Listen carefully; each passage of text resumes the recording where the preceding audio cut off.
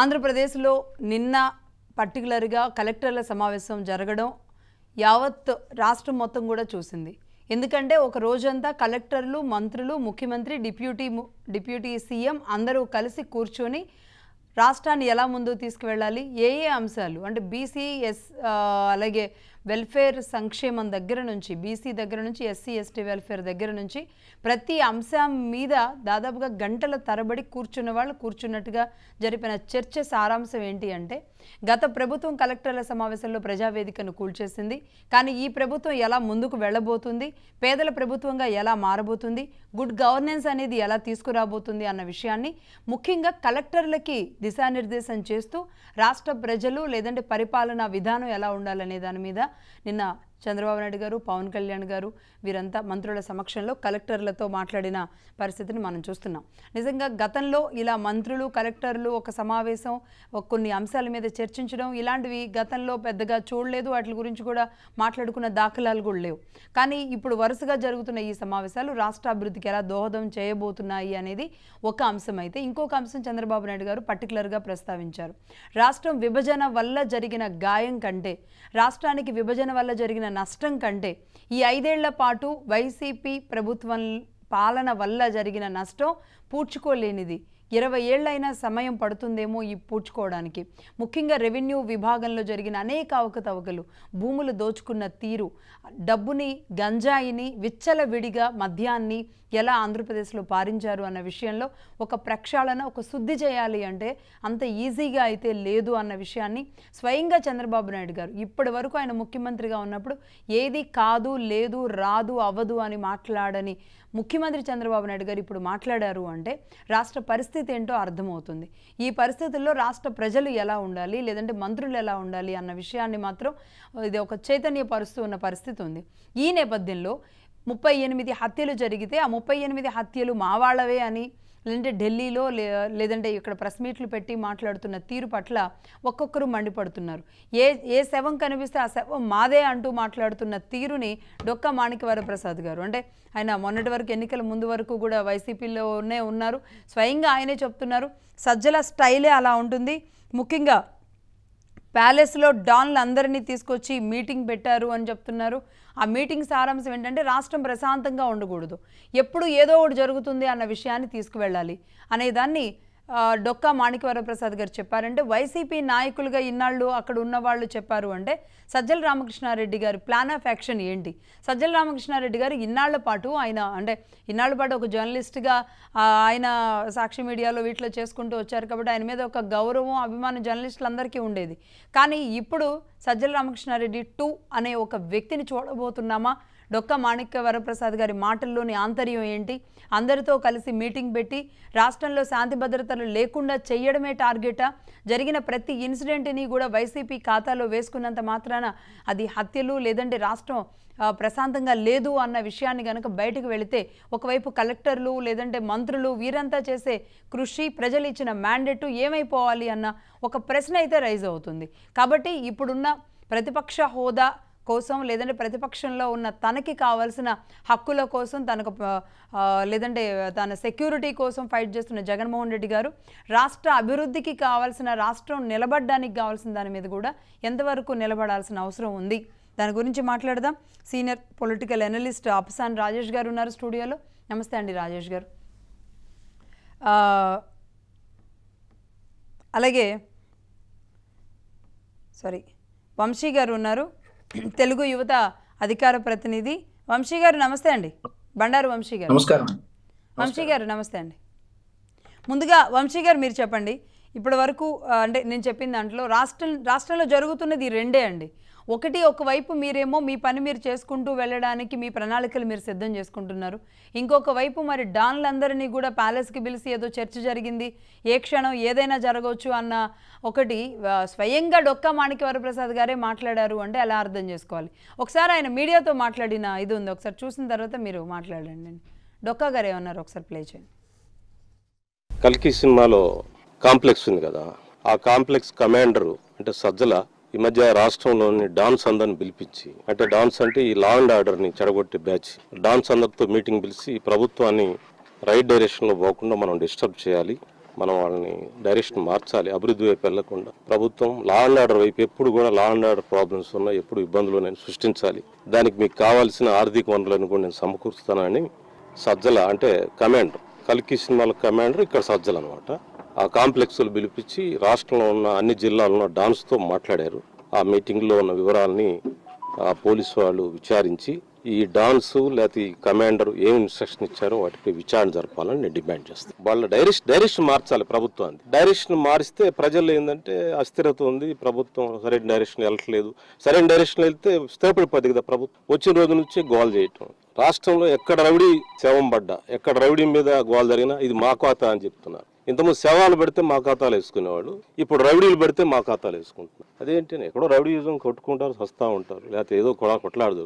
అన్ని మా ఖాతాలు వేసుకున్నట్టు ఎక్కడ పార్టీ కాదు, ఎక్కడ రాజకీయ హింస, ఎక్కడ రాజకీయ హింస కాదు. ఏమి చూసుకోవాలి కానీ పడ్డ శవాల్లో మాదే, రౌడీ శవం పడ్డం మాదే అంటే కల్కి సినిమాలో కాంప్లెక్స్ ఉంది కదా. రైట్ వంశీ గారు, కల్కి సినిమాలోని కాంప్లెక్స్ తో పోల్చారు ఆయన. అవునండి, అందులో సుప్రీం జగన్మోహన్ రెడ్డి గారు అంట. ప్యానెల్లోని పెద్దలకు, మహా న్యూస్ ప్రేక్షకులకు గుడ్ మార్నింగ్ అండి. గుడ్ మార్నింగ్ అండి. డొక్కా మాణిక్య వరప్రసాద్ గారు చాలా విలువైన విషయాలు తెలిపారు, ధన్యవాదాలు. అయితే ఇక్కడ ఒక విషయం ఏంటంటే, ఎంతమంది డాన్లు వచ్చినా కానీ ఇక్కడ చంద్రబాబు నాయుడు గారు ఉన్నారు. చంద్రబాబు నాయుడు గారి ముందు ఈ ఆటలన్నీ కూడా సాగవు. పోలీస్ వ్యవస్థ ప్రక్షాళనలయ్యింది. 2019 నుండి 2024 వరకు ఉన్నటువంటి పోలీసులు కాదు, పోలీస్ బాస్ మారాడు, పోలీస్ వ్యవస్థ ప్రక్షాళన అయింది.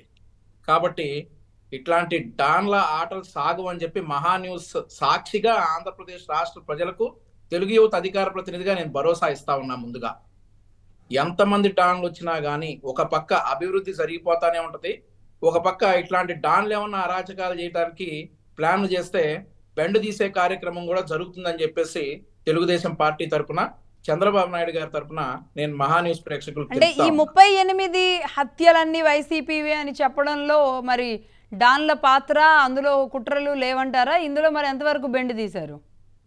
అదే చెప్తా ఉన్నాను మేడం. ఇప్పుడు రషీద్ హత్య ఉంది వినుకొండలో చూసుకుంటే, రషీద్ హత్య వెనక ఎవరండి బయటపడింది? పక్క కాన్స్టిట్యున్సీలో ఉన్నటువంటి వైసీపీ నాయకుడు బయటపడ్డాడు. చట్టం తన ప్రాంతాన్ని సైలెంట్ గా చేసుకుంటా పోతానే ఉంది. ప్రతి ఒక్క కుట్రని మేము ఛేదిస్తానే ఉన్నాం. ప్రతి ఒక్క కుట్ర వెనక వైసీపీ పాత్రని మేము సాక్ష్యాధారాలతో సహా రుజువు చేస్తానే ఉన్నాం.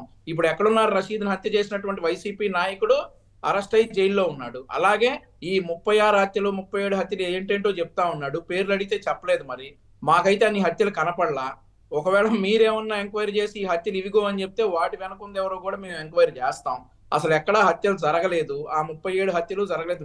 డొక్కా గారు అన్నట్లు రౌడీలు కొట్టుకుంటా ఉంటారు, చనిపోతా ఉంటారు. ఎక్కడ ఇవన్నీ పొలిటికల్ ఖాతాలో వేస్తే 36 ఏంటండి, పక్క రాష్ట్రాల్లో కూడా వేయచ్చు, ఈ రాష్ట్రంలో అక్కడికి వెళ్ళి చంపుకున్నారనేసి కూడా వేయచ్చు.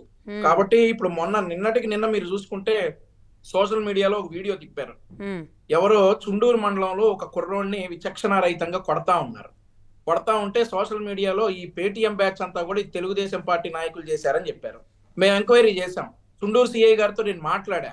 దాని వెనుకుంది వైఎస్ఆర్ కాంగ్రెస్ పార్టీకి చెందినటువంటి ఆకతాయి పిల్లలు. సో ఇట్లా ప్రతి కుట్ర వెనక ఈ వైసీపీకి చెందినటువంటి వ్యక్తులే ఉన్నారు. ఈ సజ్జల రామకృష్ణారెడ్డి గారి గురించి ఒక విషయం చెప్పాలి. సజ్జల రామకృష్ణారెడ్డి గారికి మీరు అందరూ అనుకుంటున్నారు కానివ్వండి, ఆంధ్రప్రదేశ్ రాష్ట్ర ప్రజలందరూ కూడా రుణపడి ఉండాలి సజ్జల రామకృష్ణారెడ్డి గారు. ఎందుకంటే 2019 నుండి 24 వరకు జగన్మోహన్ రెడ్డి పక్క నుండి ఈ సచ్చు సలహాలు ఇచ్చి రాష్ట్రం హింసాత్మకంగా మారటానికి కారణం ఈ సజ్జల రామకృష్ణారెడ్డి. ఈ హింసాత్మకంగా మారటానికి కారణం తెలుగుదేశం పార్టీ నాయకుల్ని చంపటం, ఇబ్బంది పెట్టడం, ఈ తుగ్లక్ నిర్ణయాలన్నీ చెప్పడం, ఇవన్నీ కూడా సజ్జల రామకృష్ణారెడ్డి గారి ప్లానే. కాబట్టి వీటన్నిటికీ ప్రజలు విసిగిపోయారు. తెలుగుదేశం కేడర్ రగిలిపోయింది, కసిగా పనిచేసింది. జగన్మోహన్ రెడ్డిని కోలుకోలేని దెబ్బ ప్రజలు ఇచ్చారు ఆల్రెడీ 11 సీట్లు. అలాగే ఈ సజ్జల రామకృష్ణారెడ్డి అనే వ్యక్తి జగన్మోహన్ రెడ్డి పక్కనే ఉండాలి. రాష్ట్రం సుభిక్షంగా ఉండాలంటే ఈ సజ్జల రామకృష్ణారెడ్డి జగన్మోహన్ రెడ్డి పక్కనే ఉండాలి. ఏమైపోయాడండి ఇప్పుడు? ఆయన కుమారుడు ఏమైపోయాడు, ఆయన ఏమైపోయాడు? ఉన్న రోజులు చేసిన విష ప్రచారాలన్నీ కూడా రైట్. అంటే కనబడకుండా ఇప్పుడు ఏదైనా పని చేసుకుంటున్నారేమో. 38 కాదు, ఈసారి ఏ రౌడీ షీటర్ చనిపోయినా అంటే అంతకుముందు శవాలు కనిపిస్తే వెళ్ళేవాళ్ళు, ఇప్పుడు రౌడీ షీట్లు అయితే ఇది మా శవం అన్నట్టు మాట్లాడుతున్నారు అంటున్నారు డొక్కా మాణిక్య వరప్రసాద్ గారు. అదే మేడం, ఇప్పుడు కనిపించి అతను కుట్రలు చేస్తేనే మేము ఛేదించాం. కనపడకుండా ఇంకా అతనికి ఆ అధికారం ఉంటేనే అతను చేసే కుట్రలను మేము ఛేదించాం. ఇప్పుడు అధికారం లేదు, పోలీస్ వ్యవస్థ అతని చేతిలో లేదు, అతను చెప్పినట్టు ఆడే పోలీసులు లేరు కాబట్టి అక్కడ ఉంది చంద్రబాబు నాయుడు గారు అన్న విషయాన్ని గుర్తుపెట్టుకోవాలి. చంద్రబాబు నాయుడు గారు చూడండి రౌడీలా, చంద్రబాబు నాయుడు గారు చూడండి డాన్లా.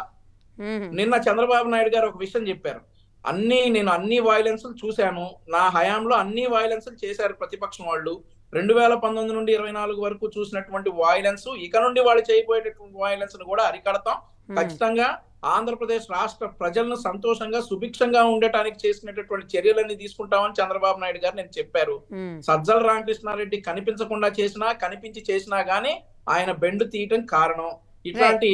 అసలు దీని వెనక ఒక వ్యక్తి పనిచేస్తున్నారా, ఒక టీం పనిచేస్తుందా, అది ఎంతవరకు ఉంది, ఎలా వేళ్ళూనుకుపోయింది అన్న విషయాన్ని కూడా ఈరోజు మాట్లాడాల్సిన అవసరం ఉంటుంది. వంశీ గారు ఒక్క నిమిషం రాజేష్ గారితో మాట్లాడదాం. రాజేష్ గారు మీరేమంటారు?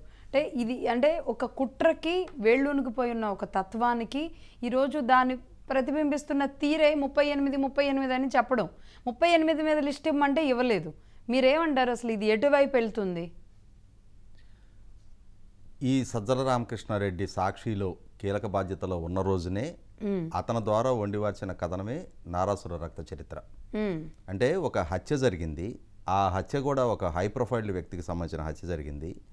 ఆ హత్య కేసు వాస్తవాలను వక్రీకరిస్తా, ప్రజలను తప్పుదో పట్టిస్తా, దాన్ని వైసీపీ పార్టీకి ఒక పొలిటికల్ ఎజెండాగా మార్చుతా అతను 2019 మే 16 తారీఖు, మే 15 హత్య జరిగితే మే 16 సాక్షిలో రాయించిన బ్యానర్ ఐటమ్ నారాసుర రక్త చరిత్ర.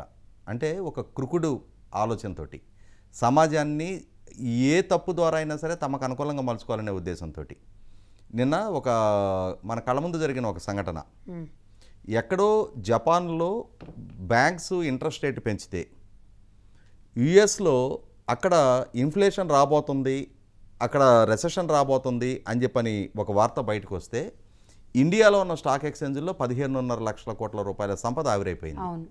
అంటే పెట్టుబడిదారుల సెంటిమెంటు, అదే సెంటిమెంట్ దెబ్బతీయటం కోసం, బ్రాండ్ ఏపీని దెబ్బతీయటం కోసం, బ్రాండ్ ఏపీని రాష్ట్రంలో శాంతి భద్రతలు లేని రాష్ట్రంగా చిత్రీకరించే ఉద్దేశంతో 5 సంవత్సరాలు వాళ్ళకు ఒక అవకాశం దక్కితే ఆ అవకాశాన్ని ఉపయోగపెట్టుకొని రాష్ట్రాన్ని అభివృద్ధి చేయటం చేతగాని ఒక నిస్సహాయులు, అసమర్థులు అవినీతితోటి రాష్ట్రాన్ని లూటీ చేసి వ్యవస్థలను చెరబట్టి ఇవాళ మళ్ళీ తిరిగి రాష్ట్రాన్ని గాడిలో పెట్టడానికి ఒక ప్రయత్నం ప్రభుత్వం వైపు నుంచి జరుగుతూ ఉంటే ప్రజలు మీతో ఇక కాదు, మీరు ఇక సర్దుకోండి అని చెప్పని చంద్రబాబు నాయుడు గారి నాయకత్వంలో ఉన్న కూటమిని ఎంపిక చేసుకొని ఒక నమ్మకాన్ని కనపరిచి ఆ నమ్మకాన్ని నిలబెట్టుకునే దిశగా ప్రభుత్వం అడుగులు వేస్తూ ఉంటే రాష్ట్ర బ్రాండింగ్ దెబ్బతీయటం కోసం నేరపూరిత చర్యలకు పాల్పడుతూ ఉన్నారు.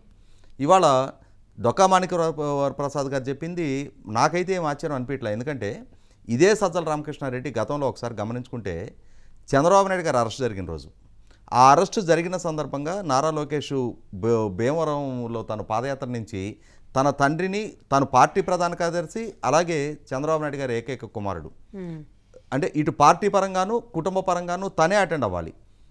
అక్కడికి నేను వెళ్ళాలి, అక్కడ కేసు ఇట్లా మా నాన్నగారిని అరెస్ట్ చేస్తున్నారు, నేను అక్కడ నా ప్రజెన్స్ అవసరం అని చెప్పని పోలీసులు అడ్డుకుంటున్న దగ్గర ఒక ఆర్గ్యుమెంట్ జరిగితే దాన్ని ప్రస్తావిస్తూ ఆ రోజు ప్రెస్ మీట్ పెట్టేతను లోకేష్ ఏదో పోలీసుల మీద రెచ్చిపోయి మాట్లాడుతూ ఉన్నాడు, మాకున్న బలం బలగంతో తండ్రి కొడుకుల్ని భూస్థాపితం చేస్తామని చెప్పని స్టేట్మెంట్ ఇచ్చాడు ఈ సజ్జల రామకృష్ణారెడ్డి.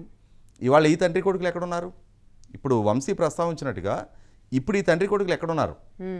చంద్రబాబు నాయుడు గారిని, నారా లోకేష్ని భూస్థాపితం చేస్తానని స్టేట్మెంట్ ఇచ్చిన సజ్జల రామకృష్ణారెడ్డి, ఆ ఒక రకమైన విష ప్రచారానికి బాధ్యుడైన భార్గవ రెడ్డి ఇప్పుడు ఎక్కడున్నారు?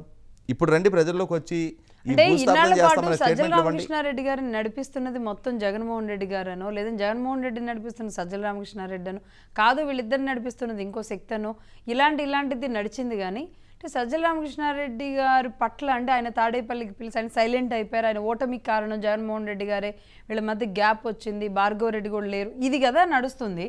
కానీ సజ్జల రామకృష్ణారెడ్డి గారు ఈ స్థాయిలో కుట్రలు చేస్తారా అనేది అయితే ఒక రకమైన ఆశ్చర్యమా, లేకపోతే జరుగుతున్నది ఇదేనా? మాయల పకీర్ ప్రాణం చిలకలో ఉన్నట్టుగా జగన్మోహన్ రెడ్డికి సంబంధించిన సమస్త రహస్యాలు సజ్జల రామకృష్ణారెడ్డి చేతిలో ఉన్నాయి. అందువల్ల సజ్జల రామకృష్ణారెడ్డిని దూరంగా పెట్టే అంతటి సాహసానికి జగన్మోహన్ రెడ్డి ఒడిగట్టడు. అదే సందర్భంలో జగన్మోహన్ రెడ్డి వల్ల మాత్రమే తనకు ఐడెంటిటీ వచ్చింది. లేదంటే ఒక న్యూస్ పేపర్లో పనిచేసుకునే సజ్జల రామకృష్ణారెడ్డి ఇవాళ పార్టీ మీద ఆధిపత్యం, ప్రభుత్వం మీద ఆధిపత్యం. ఇవాళ ఉద్యోగ సంఘ నాయకులతో వాళ్ళ పిఆర్సీకి సంబంధించిన చర్చలు ఇతనే జరిపేవాడు. అవును. గుంటూరు జిల్లా నుంచి హోంమంత్రిగా ప్రాతినిధ్యం వహిస్తున్న మేకతోటి సుచరిత గారు ఆమె సమక్షంలో ఆమెను పక్కకు పెట్టి ఇతను ప్రభుత్వ భవనాలు రిబ్బన్ కటింగ్ చేసి ఓపెన్ చేశాడు. అంటే ఇటు ప్రభుత్వంలోనూ రాజ్యాంగేతర శక్తిగా వ్యవహరించాడు, పార్టీలో కూడా ఇవాళ ఆ పార్టీ శాసనసభ్యుల రాజకీయ భవిష్యత్తుని ఇతను డిక్టేట్ చేశాడు. కాబట్టి సజ్జల రామకృష్ణారెడ్డి అంతటి ఆధిపత్యాన్ని ప్రదర్శించగలిగాడు అని అంటే అది జగన్మోహన్ రెడ్డి అండదండలతో సాధ్యపడింది. ఇవాళ 175 నియోజకవర్గాల్లో పోటీ చేసిన, అంటే జగన్మోహన్ రెడ్డిని తప్పించేస్తే మిగిలిన 174 నియోజకవర్గాల్లో పోటీ చేసిన అభ్యర్థిని పిలిచి ఒక్కొక్కరితో సంభాషిస్తే అసలు మీ ఓటమికి ప్రధాన కారణం ఏంటి అంటే వాళ్ళు చెప్పేది ఒకటే, సజ్జల రామకృష్ణారెడ్డి లాంటి ఒక రాజ్యాంగేతర శక్తి మీద అతిగా ఆధారపడ్డ పర్యవసానం, పార్టీ నాయకులుగా ప్రజాప్రతినిధులుగా మాకివ్వని విలువ అతనికి ఇచ్చిన పర్యవసానం ఇవాళ ప్రజల్లో మేము పలసనయ్యమని చెప్పని చెప్తారు వాళ్ళు. రైట్. అంటే సరే, ఓటమి కారణాలు లేదంటే ఆధారపడడం అదంతా వారి మధ్య ఉన్న సమన్వయం అనుకుందామండి, లేదంటే అండర్స్టాండింగ్. కానీ ఇక్కడ ఇప్పుడు ప్రతిపక్షంలో ఉండి సజ్జల రామకృష్ణారెడ్డి గారు లాంటి వాళ్ళు వ్యవహరించాల్సిన తీరు, మీరు ఇప్పుడు నారాసుర రక్త చరిత్ర వడ్డించింది ఆయన అంటే ఈరోజు ఇంత ఇలాంటి కుట్రలకి కుతంత్రాలకి సాక్షి ఎడిటర్లో కీలక బాధ్యతలు ఇతనయే. సాక్షిలో ఏ బ్యానర్ ఐటమ్ రావాలి, భారతి గారి ఎజెండా ఏంటి, దాన్ని ఏ విధంగా ఎగ్జిక్యూట్ చేయాలనేది నిర్ణయాధికారం ఇతందే. ఆ ఎజెండా అమలుపరిచాడు కాబట్టే ఇతనికి ఆ స్థాయి, ప్రభుత్వంలో ఆ స్థాయి కల్పించడం జరిగింది జగన్మోహన్ రెడ్డి. కాబట్టి వాళ్ళ ఈ విధమైన నేర ప్రవృత్తితోటి రాష్ట్రంలో శాంతి భద్రతల పరంగా అస్థిరత సృష్టించే ప్రయత్నం జరగదు అంటే మనం అంటే మనమేమో వాళ్ళు ఇటువంటి ప్రయత్నం చేయరని మనమేమో ఎండార్ చేయడానికి వీల్లేదు. ఎందుకంటే జగన్మోహన్ రెడ్డి గారికైనా వాళ్ళ నాన్న రాజశేఖర రెడ్డి గారికైనా మనం చెన్నారెడ్డి గారిని ముఖ్యమంత్రిగా దింపటం కోసం జరిగిన సంఘటనలు, ఆనాటి ఇష్యూస్ ఒకసారి గుర్తు చేసుకోవాలి. హైదరాబాద్లో సృష్టించబడ్డ మత ఘర్షణలలో వందలాది మంది అమాయకులు ఏ విధంగా ప్రాణాలు కోల్పోయారు, దానికి ఎవరు బాధ్యులు అనేది అధికారికంగా డిక్లేర్ కాకపోవచ్చు, కానీ ఆనాటి రాజకీయాలు చూసిన ప్రతి ఒక్కరికి ఒక స్పష్టత ఉంది. చెన్నారెడ్డి గారే అసెంబ్లీ వేదిక చెప్పడం జరిగింది, నన్ను ముఖ్యమంత్రిగా దింపడానికి మా పార్టీకి సంబంధించిన నాయకులు సృష్టించిన నరమేధం ఇది అని చెప్పని. ఆ రోజుల్లో ప్రతి ఒక్కరికి తెలుసు ఎవరి ప్రేరణతోటి ఈ మత ఘర్షణలు సృష్టించబడ్డాయి, ఇంతమంది అమాయకులు సమెధలుగా మారారు అని చెప్పని. అదే ఓరడు కొనసాగిస్తే జగన్మోహన్ రెడ్డి గారు తన మీద ఒక కోడికత్తి డ్రామా నడిపించి తద్వారా రాష్ట్రంలో అస్థిరత సృష్టించాలని ప్రయత్నం చేశారు. అదే సందర్భంలో మొన్న ఎన్నికల ముందు కూడా ఆ గులకరాయి అనే ఒక ఎమోషన్ని ఫ్లేరప్ చేసి దాని ద్వారా రాజకీయంగా తనకు అనుకూలంగా మలుచుకోవాలని ప్రయత్నం చేశారు. ఇవేవి ప్రజలు వీటిని పరిగణలోకి తీసుకోవాలా. 2019 రోజు ఆ రోజు విన్నారు వీళ్ళు ఏం చెప్పినా కూడా. 2024 నాటికి వీళ్ళ వాస్తవ రూపం అనేది కళ్ళ ముందుకు వచ్చింది. కాబట్టి ఇప్పుడు ఇందాక వంశీ చెప్పినట్టుగా 100% చంద్రబాబు నాయుడు గారు శాంతి భద్రతల విషయంలో చాలా ఫర్మ్గా ఉంటారు. ఆయన ఉమ్మడి రాష్ట్ర ముఖ్యమంత్రిగా ఉన్న రోజుల్లో రాయలసీమ ఫ్యాక్షనిజాన్ని ఏ స్థాయిలో ఉక్కుపాదంతో అణిచేశారు, అదే సందర్భంలో హైదరాబాద్లో కర్ఫ్యూ లేని వాతావరణాన్ని ఏ విధంగా సృష్టించగలిగారు, రౌడీ షీటర్ అనేవాడిని ఏ విధంగా నగర బహిష్కరణలతో పాటుగా వాళ్ళని శాశ్వతంగా రౌడీజం నుంచి దూరం చేయగలిగారు. గుంటూరు జిల్లా లాంటి ప్రాంతంలో నాకు బాగా గుర్తు 2000-2001 టైంలో ఏ విధంగా రౌడీజాన్ని అణిచివేశారు అనేది మా కళ్ళతో మేము స్పష్టంగా చూసాం. కాబట్టి ఖచ్చితంగా చంద్రబాబు నాయుడు గారు లా అండ్ ఆర్డర్ మెయింటైన్ చేయడంలో ఎంత ఫామ్గా ఉంటారనేది మనకందరికీ తెలిసిన వాస్తవమే. కాబట్టి వీళ్ళ ప్రయత్నాలు వీళ్ళు చేయడంలో ఆశ్చర్యం లేదు.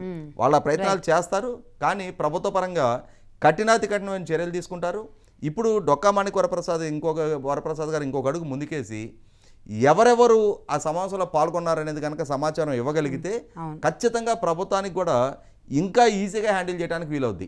ఆ సమావేశంలో పాల్గొన్న వాళ్ళు ఎవరు అనేది వాళ్ళ మీద సర్వేలెన్స్ పెట్టడానికి కానీ, వాళ్ళ కదలికల గురించి ఆరాధించడానికి కానీ, వాళ్ళు ఎవరెవరితోటి ఏ స్థాయిలో మాట్లాడుతూ ఉన్నారు అనేది ఆ ఇంటెలిజెన్స్ వాళ్ళకి కూడా మరింత అంటే ఈజీగా ఉంటుంది.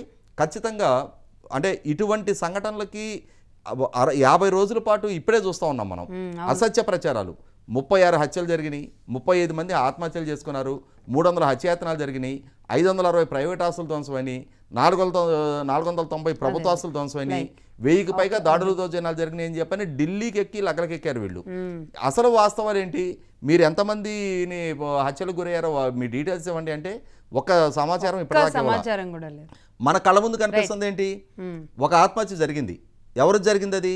నరసాపురం ఎమ్మెల్యే ప్రసాద్ రాజు వేధింపులు తట్టుకోలేక అక్కడ ఎండిఓగా పనిచేస్తున్న వెంకటరమణ గారు ఏలూరు కాలంలో పడి చనిపోయారు. వారం రోజుల తర్వాత బాడీ రికవర్ అయింది. ఆయన మరణ వాంగ్మూలం రాసిపెట్టి చనిపోయారు. పలానా ఎక్స్ఎమ్మెల్యే ఆయన వేధింపుల వల్లే నేను ఈ ఆత్మహత్య చేసుకుంటున్నా, నేను ఈ వేధింపులు తట్టుకోలేకపోతున్నా, 32 సంవత్సరాల పాటు నిజాయితీగా పనిచేసి నా కెరీర్ చివరి రోజుల్లో ఇటువంటి వాళ్ళ వేధింపులతోటి నేను మానసిక వేదన తట్టుకోలేకపోతున్నా అని చెప్పని ఎవరా ప్రసాదరాజు, ఏ పార్టీకి సంబంధించిన అతను? ఇవాళ అతని వల్ల ఒక ఎండిఓ బలయ్యాడు. మొట్టమొదటి జగన్మోహన్ రెడ్డి నా వెంకటరమణ గారి ఇంటికి వెళ్ళి వాళ్ళని ఓదార్చమనండి. నిజాయితీ చిత్తశుద్ధి నీకు ఉన్నట్టయితే ఎక్కడ ఎవరు ఏ వేధింపులతోటి చనిపోయినా సరే ఆ కుటుంబాన్ని ఓదార్చి తీరాలి కదా. ఇవాళ రషీద్ కుటుంబాన్ని లేకపోతే సుబ్బారెడ్డి గారి కుటుంబాన్ని ఓదార్చడానికి బయలుదేరుతున్న జగన్మోహన్ రెడ్డికి నీ పార్టీ నాయకుడు వేధింపులతో ఆత్మహత్య చేసుకున్న ఒక ప్రభుత్వాధికారి, ప్రభుత్వం మారిన తర్వాత నీ అధికారం కోల్పోయిన తర్వాత ఒక అధికారి వాడు ఆత్మహత్య చేసుకున్న సంఘటన మన కళ్ళ ముందే కనిపిస్తుంది కదా. ఖచ్చితంగా ఈ అంశంలో ప్రభుత్వం కూడా ఇమ్మీడియట్గా ప్రసాదరాజును కూడా అరెస్ట్ చేయాలి. ఎందుకంటే ఆ వెంకటరమణ గారే స్వయంగా పవన్ కళ్యాణ్ గారికి పంపించిన డెత్ నోట్ అది. మరణవాంగ్మూలంలో ఆయన తెలియజేశారు, పలానా ప్రసాదరాజు వేధింపులు తట్టుకోలేక నేను నా జీవితాన్ని ఇలాంటి ఇన్సిడెంట్స్ ను కూడా ప్రభుత్వం కొంచెం ముందుకు తీసుకొచ్చి జరిగింది ఏంటి అని ప్రజల ముందు ఉంచితే, వంశీ గారు, రాజేష్ గారు అన్నట్లుగా ఒక ఇంటెలిజెన్స్ సీరియస్గా వర్క్ చేయాలి అంటే కుట్రలు ఎక్కడి నుంచి సాగుతున్నాయి, కుతంత్రాలు ఎలా సాగుతున్నాయి, అది ఏ ప్రాంతం బలవుతుంది, ఏ ప్రజలు బలవుతారు, ఈసారి గేమ్ చేంజ్ అవ్వచ్చు. అంటే మొన్న ఆయన మీద ఆయనే కోడికత్తి, ఆయన మీద ఆయనే ఇది చేసినట్లుగా ఈసారి గేమ్ చేంజ్ అవ్వచ్చు. ఈ గేమ్ చేంజ్లో ఎవరైనా ఇందులో సమిధలు అవ్వచ్చు. మరి దీన్ని ఎలా మీరు కనిపెట్టగలగడం? అదే నేను చెప్పదలుచుకున్నాను మేడం. ఇప్పుడు ఇంటెలిజెన్స్ చీఫ్ గా ఉన్నటువంటి వ్యక్తి మహేష్ చంద్ర లడ్డా గారు. ఇందాక రాజేష్ అన్న చెప్పినట్లు 2000-2003 ఆ డేట్స్ లో గుంటూరు జిల్లాలో రౌడీయిజాన్ని అనగదొక్కారు చంద్రబాబు నాయుడు గారు అన్నది ఈ మహేష్ చంద్ర లడ్డా గారు ఎస్పీగా ఉన్నారు ఆ రోజుల్లో. అట్లాంటి వ్యక్తి ఈ రోజు ఇంటెలిజెన్స్ చీఫ్ గా ఉన్నారు కాబట్టి ఎంతమంది డాన్లు వచ్చినా, ఎంతమంది మెగా డాన్లు వచ్చినా కానీ ఇట్లాంటి ఆటలు సాగో. మీరు అన్నట్లుగా గేమ్ చేంజ్ చేస్తారు అని అంటా ఉన్నారు. నేను మహా న్యూస్ సాక్షిగా వైసీపీలో ఉన్నటువంటి కొంతమంది నాయకులకి అండ్ ఆల్సో ఆంధ్రప్రదేశ్ రాష్ట్ర ప్రజలకి ఒక హెచ్చరిక అనుకుంటారో, లేదంటే మీ మంచి కోసం చెప్తున్నా అనుకుంటారో. ఇప్పుడు కొడాల నాని అనే వ్యక్తి ఉన్నాడండి, ఇష్టం వచ్చినట్లు చంద్రబాబు నాయుడు గారి గురించి కానీ అందరి గురించి కానీ మాట్లాడాడు. అట్లాంటి వ్యక్తి ఇప్పుడు సైలెంట్ అయ్యాడు. సైలెంట్ అయిన తర్వాత మీరు ఒక 15-20 డేస్ బ్యాక్ చూసుకుంటే ఒక బీసీ కులానికి చెందినటువంటి ఒక నాయకుడిని, పల్నాడు ప్రాంతానికి చెందినటువంటి ఒక నాయకుడిని తీసుకొచ్చి చంద్రబాబు నాయుడు గారికి డెత్ థ్రెటన్స్ ఇప్పించారు ఒక డిబేట్ లో. ఆ డెత్ థ్రెటన్స్ ఇప్పించినటువంటి వ్యక్తి పేరు కూడా చెప్తా, నాగార్జున యాదవ్. ఆ నాగార్జున యాదవ్ మీద కంప్లైంట్ ఇస్తే 41A నోటీసులు ఇచ్చి వదిలేశారు. తెలుగుదేశం పార్టీ ఏంటి ఇలా ఉంది అని చెప్పేసి చాలా మంది మా పార్టీ వాళ్ళే బాధపడ్డారు. కానీ ఈ మహా న్యూస్ వేదికగా ఈ నాగార్జున యాదవ్ లాంటి లీడర్లు ఇది థ్రెటనింగ్ అనుకుంటారో, లేదంటే వార్నింగ్ అనుకుంటారో, మంచి కోసం చెప్తున్నాను అనుకుంటారో, సజ్జల రామకృష్ణారెడ్డి మిమ్మల్ని లేపేసినా ఆశ్చర్యం లేదు. ఈ నాగార్జున యాదవ్ అండ్ ఆల్సో ఇంకొంతమంది నాయకులు ఇప్పుడు ఎవరైతే ఇప్పుడు మొన్నటి వరకు జూపూడి ప్రభాకర్ గారిని ఎప్పుడు పక్కన కూర్చోబెట్టుకోలే ఈ ఫ్రూట్ మంకీ. నేనైతే ఫ్రూట్ మంకీ అనే అంటా, మీ విజయసాయి రెడ్డిని మా వంశీ అన్న ఫ్రూట్ మంకీ అంటానండి నేను ఆయన్ని. నేను 2020 నుండి ఆయన ఎప్పుడైతే చంద్రబాబు నాయుడు గారిని కామెంట్ చేయడం మొదలు పెట్టాడో, ఆయన స్థాయికి దిగజారి మొదలు పెట్టాడో, అప్పటి నుంచి అతను నేను ఫ్రూట్ మంకీ అంట విజయసాయి రెడ్డిని పేరు పెట్టి పిలవను. ఫ్రూట్ అంటే పండు, మంకీ అంటే కోతి. ఈ క్యాండిడేట్ ఎందుకని జూపూడి ప్రభాకర్ ఈ మధ్య వెంట పెట్టుకుని తిరుగుతున్నాడండి? అట్లా కులానికి ఒక వ్యక్తిని టార్గెట్ చేసుకుని సజ్జల రామకృష్ణారెడ్డి రాబోయే రోజుల్లో 25 కావచ్చు, 26 కావచ్చు, 27 కావచ్చు, ఈ చిన్న చిన్న వాళ్ళని లేపేసి దాన్ని తెలుగుదేశం పార్టీ మీదకి నెడతారు. Mark my words. ఆ రోజు మళ్ళీ మాట్లాడుకుందాం. కాబట్టి నా మాటలో ఒక ప్రత్యర్థిగా, ఒక రాజకీయ ప్రత్యర్థిగా అందరం బాగుండాలి, అందులో మనం ఉండాలి అనుకుంటాం. కాబట్టి ఎవడైతే ఈ చిన్న చిన్న క్యాండిడేట్లు ఉన్నారో, ఎవరైతే ఇప్పుడు పేటరేగిపోతా ఉన్నారో, మిమ్మల్ని ప్రోత్సహిస్తా ఉన్నారు, వాళ్ళు ఇంకా మాట్లాడని చెప్తా ఉన్నారు, మీరు చెలరేగిపోయి మాట్లాడుతా ఉన్నారు డిబేట్లో. మేము చట్టానికి అనుబడి 41A నోటీసులు ఇచ్చాం.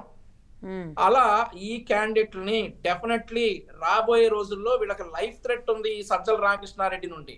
ఈ బీసీ కులానికి చెందినటువంటి వ్యక్తిని చంపేసి బీసీని చంపేశారు, ఇట్లా రాజకీయంగా ఎదుగుతున్నాడని చంపేశారని సజ్జల రామకృష్ణారెడ్డి గారు డెఫినెట్లీ తెలుగుదేశం పార్టీ నాయకుల్ని, తెలుగుదేశం పార్టీని విమర్శించకపోతే అప్పుడు అడగండి. మార్క్ మై వర్డ్స్, లక్ష్మి గారు ఆ రోజు మళ్ళీ మాట్లాడుకుందాం మనం. సో ఇప్పుడు థ్రెట్ అంతా ఉంటే గింటే వైసీపీ నాయకులకే ఉండొచ్చు అంటారు.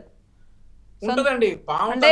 అంటే ఈ 38 లిస్ట్ తయారు చేసినా సరే ఆ ఇంటెన్సిటీ ప్రజలు పెద్ద పట్టించుకోవట్లేదో, లేదంటే అక్కడ ఢిల్లీలో ఆందోళన చేసినా పట్టించుకోవట్లేదో అన్నప్పుడు తీవ్రత పెరిగే అవకాశాలు ఉన్నాయంటారా?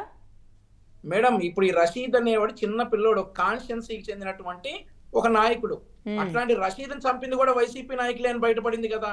అలాగే స్టేట్ మొత్తం మీద రాబోయే రోజుల్లో చిన్న చిన్నగా ఉన్నటువంటి ఇప్పుడిప్పుడే ఎదుగుతున్నటువంటి స్వయం కృషి మీద ఎదుగుతున్నటువంటి చిన్న చిన్న వైసీపీ నాయకుల్ని పెద్దోళ్ళు అవుతున్నటువంటి ఇంకొకటి అండి, రషీద్ విషయంలో వంశీ గారు చంపిన వ్యక్తి కూడా ఈ మధ్య కాలంలోనే టీడీపీలోకి రావడం, తను అప్పటి వరకు కూడా వైసీపీలో ఉండడం, ఈ మధ్య అంటే రిజల్ట్ అంటే ఇది కూడా ఏదైనా కుట్ర అయి ఉండదంటారా? అంటే ఒకవేళ ఆలోచిస్తే ఇప్పుడు ఒక విషయం అండి, చంపే వాళ్ళందరూ పసుపు కండువాలు కట్టుకొని ఆ వీడియోలు తీసి అంటే ఇలాంటి పరిస్థితుల్లోకి వెళ్ళిపోతే రాష్ట్రం ఏంటి, ఎవరు కాపాడాలి? మరి ఎందుకు కేసులు పెట్టట్లేదు? అంటే దీని మీద లిస్ట్ అప్పసాని గారు అడిగినట్టుగా ఒక లిస్ట్ అడిగారు, కనీసం ఏ ఇన్సిడెంట్ జరిగి 38 ఇన్సిడెంట్స్ మీద వచ్చి డీజీపీని కలవడం కానీ, ఆయా ఎస్పీలు కార్యాలయాల దగ్గరికి వెళ్ళి ఏ ప్లేసుల్లో జరిగినాయి అని ఇవ్వడం కానీ వైసీపీ ఇప్పటివరకు చేయలేదు. మరి మీరేమైనా దీని మీద ఒక సీరియస్గా లిస్ట్ ఇవ్వండి అని ఏమైనా అల్టిమేటం ఇచ్చే పరిస్థితి ఉంటుందా? అంటే త్రూ గవర్నమెంట్ నుంచి ఖచ్చితంగా తీసుకుంటారండి. జగన్మోహన్ రెడ్డి గారి మాటలకి ఖచ్చితంగా ఆయన ఆన్సర్ చెప్పి తీరాలి. చట్టం తన పని తాను చేసుకుంటుంది. ఇంటెలిజెన్స్ వాళ్ళు మొత్తం అన్ని బయటికి చెప్పరు కాబట్టి వాళ్ళు డెఫినెట్ గా జగన్మోహన్ రెడ్డిని ఆ లిస్ట్ అడుగుతారు. ఆ లిస్ట్ లో పేర్లు చెప్పకపోతే జగన్మోహన్ రెడ్డి మీద చట్టపరమైన చర్యలు కూడా తీసుకుంటారు. ఇప్పుడు ఒకటేంటంటే మేడం, ఈ విష ప్రచారాలు ఎలా జరుగుతాయి ఉన్నాయంటే, జూన్ 4వ తారీఖు కూటమి ప్రభుత్వం అధికారంలోకి వచ్చింది మేడం. జూన్ 7వ తారీఖు 8వ తారీఖు విశాఖపట్నం ప్రాంతంలో 300 కేజీల గంజాయి దొరికింది. 4వ తారీఖు నుండి 7వ తారీఖు వరకు పండించిందా మేడం ఆ గంజాయి అంతా? ఆ 3 రోజుల్లోనే ఈ 300 కేజీల గంజాయి పండి బయటకు వచ్చిందా? ఇప్పుడు అలాగే రాష్ట్రంలో జరుగుతున్నటువంటి ఈ అత్యాచారాలు జరుగుతున్నాయి అని అంటా ఉన్నారు. ఇప్పుడు మనం చూసుకుంటే మచ్చుమర్రి బాలిక ఘటన కావచ్చు, అనకాపల్లి కావచ్చు, ఇవన్నీ కూడా జగన్మోహన్ రెడ్డి పెంచి పోషించినటువంటి గంజాయి, ఈ డ్రగ్స్ బానిసలైనటువంటి యువకులు చేసినయే. వీటన్నిటినీ కూడా మేము కంట్రోల్లోకి తీసుకొచ్చాం. రాష్ట్రంలో ఎక్కడ నుండి అట్లాంటి పరిస్థితులు జరగవు. ఇంటెలిజెన్స్ తన పంతాన్ని చేసుకుంటా పోతా ఉంది. ఈ తాడేపల్లి ప్యాలెస్ లో జరిగిన, నేనైతే ప్యాలెస్ అన్నదాన్ని బూత్ బంగ్లా అంటాం, మనం చూసా బూత్ బంగ్లా లాగానే ఉంది, మొత్తం చుట్టూ పెట్టుకొని. మా వాళ్ళందరినీ కూడా బూత్ బంగ్లా అని పిలవాలి కదా, దాన్ని నేను అడుగుతా ఉంటా. ఈ బూత్ బంగ్లాలో జరిగినటువంటి ఈ డాన్ల మీటింగ్ ఏదైతే ఉందో దాని మీద కూడా ఇంటెలిజెన్స్ చీఫ్ లడ్డా గారు ఆల్రెడీ ఆయన స్టైల్లో విచారణ చేసే ఉంటాడు. ఎవడెవడైతే అందులో ఉన్నాడో, ఎవడెవడైతే శాంతి భద్రతలు విఘాతం కలిగించదలుచుకున్నాడో మొత్తానికి లడ్డా గారు సమాధానం చెప్తారు. చంద్రబాబు నాయుడు గారు ఒక శక్తిలాగా ఆంధ్రప్రదేశ్ రాష్ట్రాన్ని కాపాడతారనేది మాత్రం నేను ఖచ్చితంగా మహాన్యూస్ ద్వారా ప్రేక్షకులకు తెలుపగలను మేడం. అవునండి, అంటే చాలా పవన్ కళ్యాణ్ గారు కూడా నిన్న అంతే జాగ్రత్తతో ఎలా వ్యవహరించాలి, ఆయనంత అనుభవం లేదు కాబట్టి ఆయన చెప్పినట్టు వింటూ జనసేన కూడా అదే లైన్లో ఉంటూ మేము ముందుకెళ్తామని చెప్పారంటే ఎంత సెన్సిటివ్గా దీన్ని ఇంటెన్సిటీ వాళ్ళ బాధ చూస్తుంటే మనకు అర్థమవుతుందండి. అయితే ఈయన కౌంటర్ అసాల్ట్ టీమ్స్ కావాలని, రక్షణ సిబ్బంది పెరగాలని, లేదంటే బుల్లెట్ ప్రూఫ్ వాహనం కావాలని, ముఖ్యంగా ఆయన కారులో ఏసీ పనిచేయట్లేదని జగన్మోహన్ రెడ్డి గారు నిన్న కోర్టుకి చేసిన ఈ వినతులు చూస్తే అంటే ఏంటంటే ఇవన్నీ లేకుండా ఒక్కసారిగా ఎలా మాయమైపోయినాయి? జగన్మోహన్ రెడ్డి గారు అప్సాని గారిని అడుగుతారు. అప్సాని గారు, జగన్మోహన్ రెడ్డి గారికి ఇప్పుడు మొన్నటి వరకు అసెంబ్లీ సమావేశాలుగా హాజరు కాకుండా ఉండటం కోసం ప్రతిపక్ష హోదా అనేది ఒక ఎక్స్క్యూజ్. ప్రతిపక్ష హోదా ఇస్తే నేను సమావేశాలకు హాజరవుతాను అని చెప్పని. తర్వాత మొన్న చూసాం మనం, అతని ఇంటి దగ్గర అతను కలవాలి అని చెప్పని వచ్చిన శ్రేణుల్ని వాళ్ళ సెక్యూరిటీ వాళ్ళ చేత మెడల్ బట్టి బయటికి గంటించి వాళ్ళ ఫోనులు లాక్కొని ఇసిరికొట్టిన తీరు చూసాం మనం. అంటే జగన్మోహన్ రెడ్డి ఇప్పుడు తన శ్రేణుల నుంచి కూడా తను దూరంగా జరగాలని చెప్పి నిర్ణయించుకున్నాడు. అందుకోసం బెంగళూరు వెళ్ళిపోయి అక్కడ ఉండటానికి సిద్ధపడతా ఉన్నాడు. ఆ సిద్ధపడతా ఉన్నందుకు అతను చూపిస్తున్న ఎక్స్క్యూజ్ ఏంటి అంటే, నాకు ఆంధ్రప్రదేశ్ రాష్ట్రంలో నా ప్రాణాలకి రక్షణ లేదు, నాకు సరిపోను భద్రతా సిబ్బందిని ఆంధ్రప్రదేశ్ రాష్ట్ర ప్రభుత్వం ప్రొవైడ్ చేయడం లేదు. మొన్న ఆయన రక్షణకి ఎంతమందినండి మొత్తం ఒక 4 రోడ్లని తాడేపల్లి చుట్టుపక్కల ఉన్న 983 తోటి అతనికి ఒక సెక్యూరిటీ 983 మంది సెక్యూరిటీ అతనికి ఒక బెటాలియన్ కావాలి. ఇప్పుడు అతని ఇంటి పక్కనే మంగళగిరి ఏపీఎస్పీ బెటాలియన్ ఉంది. ఆ బెటాలియన్ మొత్తాన్ని ఇతనికి ఇచ్చేయాలి. మొత్తం ఒక బెటాలియన్ ఇతనికి హ్యాండ్ ఓవర్ చేసేస్తే అప్పుడు నేను సెక్యూరిటీగా ఉన్నానని చెప్పని ఫీల్ అవుతాడు అనమాట. మళ్ళీ ఆ పరదాలు కావాలి. ఇప్పుడు ఇవాళ రాష్ట్రంలో జగన్మోహన్ రెడ్డికి ముందు ముఖ్యమంత్రులు ఉన్నారు, జగన్మోహన్ రెడ్డి తర్వాత ముఖ్యమంత్రులు ఉంటారు. ఇవాళ ఇతను పర్యటిస్తున్నప్పుడు మాత్రమే షట్టర్లు క్లోజ్ చేయాలి, స్కూళ్ళకి సెలవులు ఇవ్వాలి, బ్యారికేడ్లు కట్టాలి, చెట్లు నరకాలి, పరదాలు కట్టాలి, వేల మంది పోలీసుల పహరా ఉండాలి. ఎందుకంతటి ఇన్సెక్యూరిటీ? ఏమన్నా జగన్మోహన్ రెడ్డి గారి పాలనా హయాంలో ఎగబడి ఏమన్నా వామపక్ష తీవ్రవాదుల ఎన్కౌంటర్స్ ఏమైనా జరిగినాయా? ఏమన్నా ఎర్రచందనం స్మగ్లర్ని ఏమైనా ఉక్కుపాతంతో అణిచేశారా? గంజాయి స్మగ్లింగ్ ఏమైనా అణిచేశారా? శాంతి పద్ధతులని మైనింగ్ లూటీలను ఏమైనా అరికట్టగలిగారా? ఏం చేసి ఏం ఓడబీకారని చెప్పని మీకు లైఫ్ థ్రెట్ ఉంది? చంద్రబాబు నాయుడు గారు ఉమ్మడి రాష్ట్ర ముఖ్యమంత్రిగా ఉన్న రోజుల్లో ఆ రోజుల్లో నక్సలిజం విపరీతంగా ఉండేది. ఆయన హయాంలో ఉక్కుపాతంతో నక్సలిజాన్ని అణిచేసే ప్రయత్నం చేశారు కాబట్టి ఆయన మావోయిస్టుల హిట్ లిస్టులో నెంబర్ 1 ప్లేస్లో ఉన్నారు కాబట్టి ఆయన మీద 2003 అక్టోబర్ 1వ తారీఖు రోజు అలిపిరి దగ్గర క్లేమోర్ మైన్ దాడి జరిగింది. అంటే ఆయన ఈ కార్యక్రమాలు అధికారికంగా చేశారు కాబట్టి ఆయనకి లైఫ్ థ్రెట్ ఉంది. తర్వాత మొన్న విభజిత రాష్ట్ర ముఖ్యమంత్రిగా ఉన్న రోజుల్లో కూడా ఆయన పాలనా హయాంలో 15 మంది ఎర్రచందనం స్మగ్లర్లు ఎన్కౌంటర్ గురయ్యారు. కాబట్టి చంద్రబాబు నాయుడు గారి ప్రాణాలకి హాని తనిపెట్టడానికి స్కోప్ ఉంది. ఎవరెవరికి ఆయన పాలనా హయాంలో ఇన్కన్వీనియన్స్ కలిగితే వాళ్ళు ఆయన టార్గెట్ చేసుకున్నారు. జగన్మోహన్ రెడ్డి హయాంలో ఏ యాంటీ సోషల్ ఎలిమెంట్ని అరికట్టారు? చంద్రబాబు నాయుడు గారి పాలనా హయాంలో 15 మంది ఎర్రచందనం స్మగ్లర్లు ఎన్కౌంటర్ అయితే జగన్మోహన్ రెడ్డి పాలనా హయాంలో ఎర్రచందనం స్మగ్లర్ల చేత పోలీసులను కారుతో గుద్దించి చంపించారు. అంటే రివర్స్ జరిగింది. ఎర్రచందనం స్మగ్లర్లు చాలా గ్రీన్ కార్డ్ యాప్ తోటి వాళ్ళ స్మగ్లింగ్ కార్డు చేసుకోగలిగారు. మరి ఎవరు ఈయనకి లైఫ్ థ్రెట్? ఈయన వల్ల సమాజానికి థ్రెట్ ఉంది.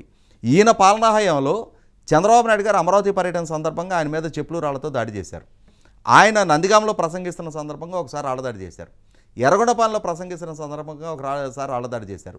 నారా లోకేష్ పాదయాత్ర సందర్భంగా పొద్దుటూరులో లోకేష్ మీద కోడిగుడ్లతో దాడి చేశారు. చంద్రబాబు నాయుడు గారు ఇరిగేషన్ ప్రాజెక్టు గుంటూరులో పెద్ద రాయే విసిరారు. అవును పెద్ద బండరాయి. అవును అంటే నేను సీక్వెన్స్ చెప్పుకుంటూ వస్తున్నాను. తర్వాత ఇరిగేషన్ ప్రాజెక్టుల విధ్వంసం అని చెప్పని చంద్రబాబు నాయుడు గారు పొంగనూరు నియోజకవర్గం దగ్గరికి పర్యటిస్తున్న సందర్భంగా తంబళపల్లి నియోజకవర్గం అంగళ్ళ దగ్గర చంద్రబాబు నాయుడు గారి మీద రాళ్లదాడి చేసి మళ్ళీ ఆయన మీద హత్యాయత్నం కేసులు నమోదు చేశారు. పొంగనూరు బైపాస్లో అక్కడ సృష్టించిన అలజడి చూసాం మనం. అంటే ఈ విధంగా మొదలుపెట్టి లోకేష్ భీమవరం పాదయాత్రలో ఉండగా తన మీద రాళ్లదాడులు చేశారు. ఇవి జగన్మోహన్ రెడ్డి గారి పాలన హయాంలో చంద్రబాబు నాయుడు గారి మీద లోకేష్ మీద జరిగిన దాడులు. పవన్ కళ్యాణ్ గారు ఆయన జనవాణి అనే ఒక కార్యక్రమానికి విశాఖపట్నంలో పర్యటించడానికి సిద్ధపడితే అక్కడ సృష్టించిన హంగామా చూసాం. ఆయన్ని బలవంతాన ఒక హోటల్ రూమ్కి పరిమితం చేసి గృహ నిర్బంధం చేసినట్టుగా బలవంతాన విశాఖపట్నం నుంచి ఆయన బయటకు తరలించిన తీరు చూసాం. ఇటువంటి పరిస్థితుల్లో జగన్మోహన్ రెడ్డి గారి పాలనా హయాంలో కనీసం రాజకీయ పక్షాలు స్వేచ్ఛాయుత వాతావరణంలో రాజకీయ కార్యకలాపాలు కూడా నిర్వహించుకోలేకపోయారు. ఇవాళ జగన్మోహన్ రెడ్డి గారు 10 గంటలకి తాడేపల్లిలో బయలుదేరి సాయంత్రం 5:25 తాడేపల్లి నుంచి వినుకొండ కేవలం 105 నియోజకవర్గాలు, 105 కిలోమీటర్లు, 105 కిలోమీటర్లకి 7.5 గంటల టైము. అంటే అంత నిదానంగా ఊరేగుతా వెళ్ళగలిగాడు. ఎక్కడ ఆయనకు ఆటంకాలు కల్పిలేదే. ఇక్కడ 144 సెక్షన్ ఎక్కడి నుంచి అండి మీరు అనేది? తాడేపల్లి నుంచి వినుకొండ. వినుకొండకి ఎంత దూరం అంటున్నారు? 105 కిలోమీటర్లు వస్తుంది. ఓకే. వినుకొండ గుంటూరు నుంచి వినుకొండ 80. ఓకే. తాడేపల్లి నుంచి గుంటూరుకి 10 కిలోమీటర్లు. ఓకే. 105 కిలోమీటర్లు. 105 కిలోమీటర్లకి 7.5 గంటల టైం తీసుకున్నాడు ఆయన. అంటే గంటకి 10-12 కిలోమీటర్ల దూరం అంటే మాత్రమే. ఒకటండి నాకు చాలా సిమిలారిటీస్. చంద్రబాబు నాయుడు గారు రాజమండ్రి జైలు నుంచి బయటకు వచ్చినప్పుడు ఎలా అయితే ప్రజలు స్వాగతం పలికారు, ఎలా రోడ్డు మీదకి వచ్చేసారు చూసాంగా. ఆయనేమో అధికారంలో కూడా లేరు, అయినప్పటికీ కూడా అంతా ఒక రకంగా కట్టలు తెంచుకొని వచ్చారు. Same as it is seen ఇక్కడ కూడా జరిగినట్టుగా. ఇప్పుడు చంద్రబాబు నాయుడు గారికి జైల్లో ఉన్నప్పుడు ఏసీ లేకుండా అసలు ఆయన ఎన్ని ఇబ్బందులు పెట్టారు. బయటకు వచ్చిన తర్వాత మళ్ళీ ఒక లెటర్ అప్పీల్ చేసుకొని ఒక భోజనం చేయడానికి ఒక టేబుల్ కోసం కూడా లెటర్ పెట్టుకుంటేనే ఇచ్చిన పరిస్థితులు. వేడి నీళ్ళు కూడా లేకుండా ఆయన చన్నీళ్ళే ఇచ్చిన. ఇవన్నీ ఇన్సిడెంట్స్ ఎలా ఉన్నాయో సేమ్ యాజ్ ఇట్ ఈస్గా ఈయనకు కూడా జగన్మోహన్ రెడ్డి గారికి అలా జరుగుతున్నట్టుగా నా కారులో ఏసీ లేదు, నాకు సెక్యూరిటీ గార్డ్ లేదు, నా ప్రాణానికి భయం ఉంది అని చెప్పిన దానికి అంటే పెద్ద ఎక్కువ దూరం వెళ్లకుండా రాజమండ్రి జైల్లో చంద్రబాబు నాయుడు గారిని ఇబ్బంది పెట్టిన ఆ పరిస్థితులని ఈయనకి అన్వయించుకుంటూ ప్రజలకు చూయిస్తే ఇది సెంటిమెంట్ వర్కౌట్ అవుద్దనా? ప్రజలు అసలు ఎలా రిసీవ్ చేసుకుంటారు దీన్ని? 2019 ఎలక్షన్స్ ముందు జగన్మోహన్ రెడ్డి ఏ ఆటలు ఆడినా, ఆ సాక్షి మీడియా ఏ పాట పాడినా ప్రజలు నమ్మారు. ఆ రోజు చంద్రబాబు నాయుడు గారి ప్రభుత్వం 6 లక్షల కోట్ల అవినీతి చేసిందన్న, పోలవరం సవరించిన అంచనాల్లో 25,000 కోట్ల అవినీతి జరిగిందన్న, సదావర్తి భూములు, అగ్రిగోల్డ్ భూములు తెలుగుదేశం నాయకులు కొట్టేశారు అన్న, అమరావతి కాదు అది భ్రమరావతి కాదు కమరావతి అన్న, 37 మంది సీఎల్కి డిఎస్పీలుగా ప్రమోట్ చేసి అందులో 33 కమ్మ సామాజిక వర్గీయులన్న. ఆ రోజు వీళ్ళు ఏ అసత్యాలని సత్యాలుగా మలిచే ప్రయత్నం చేసినా ప్రజల్ని నమ్మించగలిగారు. ఇవాళ 2019 నుంచి 24 దాకా ఈయనేంటి, ఈయన పాలనా సామర్థ్యం ఏంటి, పాలనా తీరు వల్ల మా జీవన ప్రమాణాలు దిగజారనియా మెరుగుపడ్డాయా అనేది ఒక స్పష్టమైన అనుభవపూర్వకంగా ప్రజలకి అనుభవంలోకి వచ్చిన తర్వాత ప్రజలు ఇవన్నీ నమ్మటానికి సిద్ధంగా లేరు. జగన్మోహన్ రెడ్డి ప్రసంగం మొదలు పెడితే నెక్స్ట్ డైలాగ్ ఏంటనేది మనకు ముందే అర్థమైపోద్ది. ప్రజలకి 5 కోట్ల మంది ప్రజలకు ఒక స్పష్టత వచ్చింది. కాబట్టి అవే జిమ్మిక్కులు.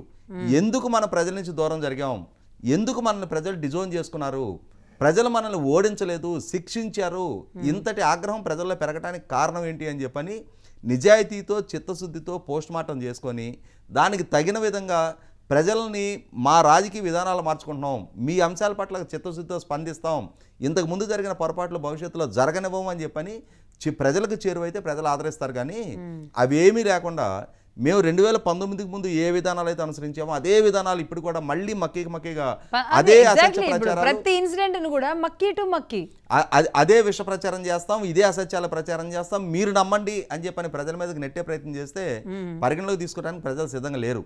కాబట్టి జగన్మోహన్ రెడ్డి మొట్టమొదటి రిలీజ్ అవ్వాలి, తన రాజకీయ విధానాన్ని మొట్టమొదటి సమీక్షించుకోవాలి. ప్రజలైతే ఖచ్చితంగా ఇప్పుడు అంటే ఇవాళ అమరావతి మీద ఒక విష ప్రచారం చేశాడు కదా, 5 అక్షరాలు అమరావతి మీద.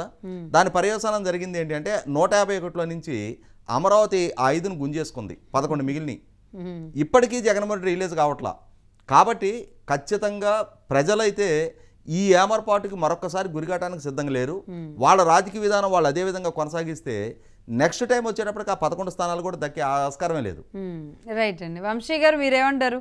జగన్మోహన్ రెడ్డి గారి సెక్యూరిటీ విషయంలో యాజ్ ఇట్ ఈస్గా పవన్ కళ్యాణ్ చంద్రబాబు లేదంటే పవన్ కళ్యాణ్ గారిని ఇబ్బంది పెట్టిందో, చంద్రబాబు నాయుడు గారిని అరెస్ట్ చేసిన సమయాల్లో రీసెంట్గా జరిగిన ఇన్సిడెంట్స్ని మాత్రమే ఆయన అన్వయించుకుంటూ జరుగుతున్న తీరు, చంద్రబాబు నాయుడు గారి మీద రాయబడింది, ఆ రాయి ఒక సెక్యూరిటీ చీఫ్ ఆయనకి తగిలింది, అప్పుడు బ్లడ్ వచ్చింది ఎక్కడ కందుకూరు దగ్గర.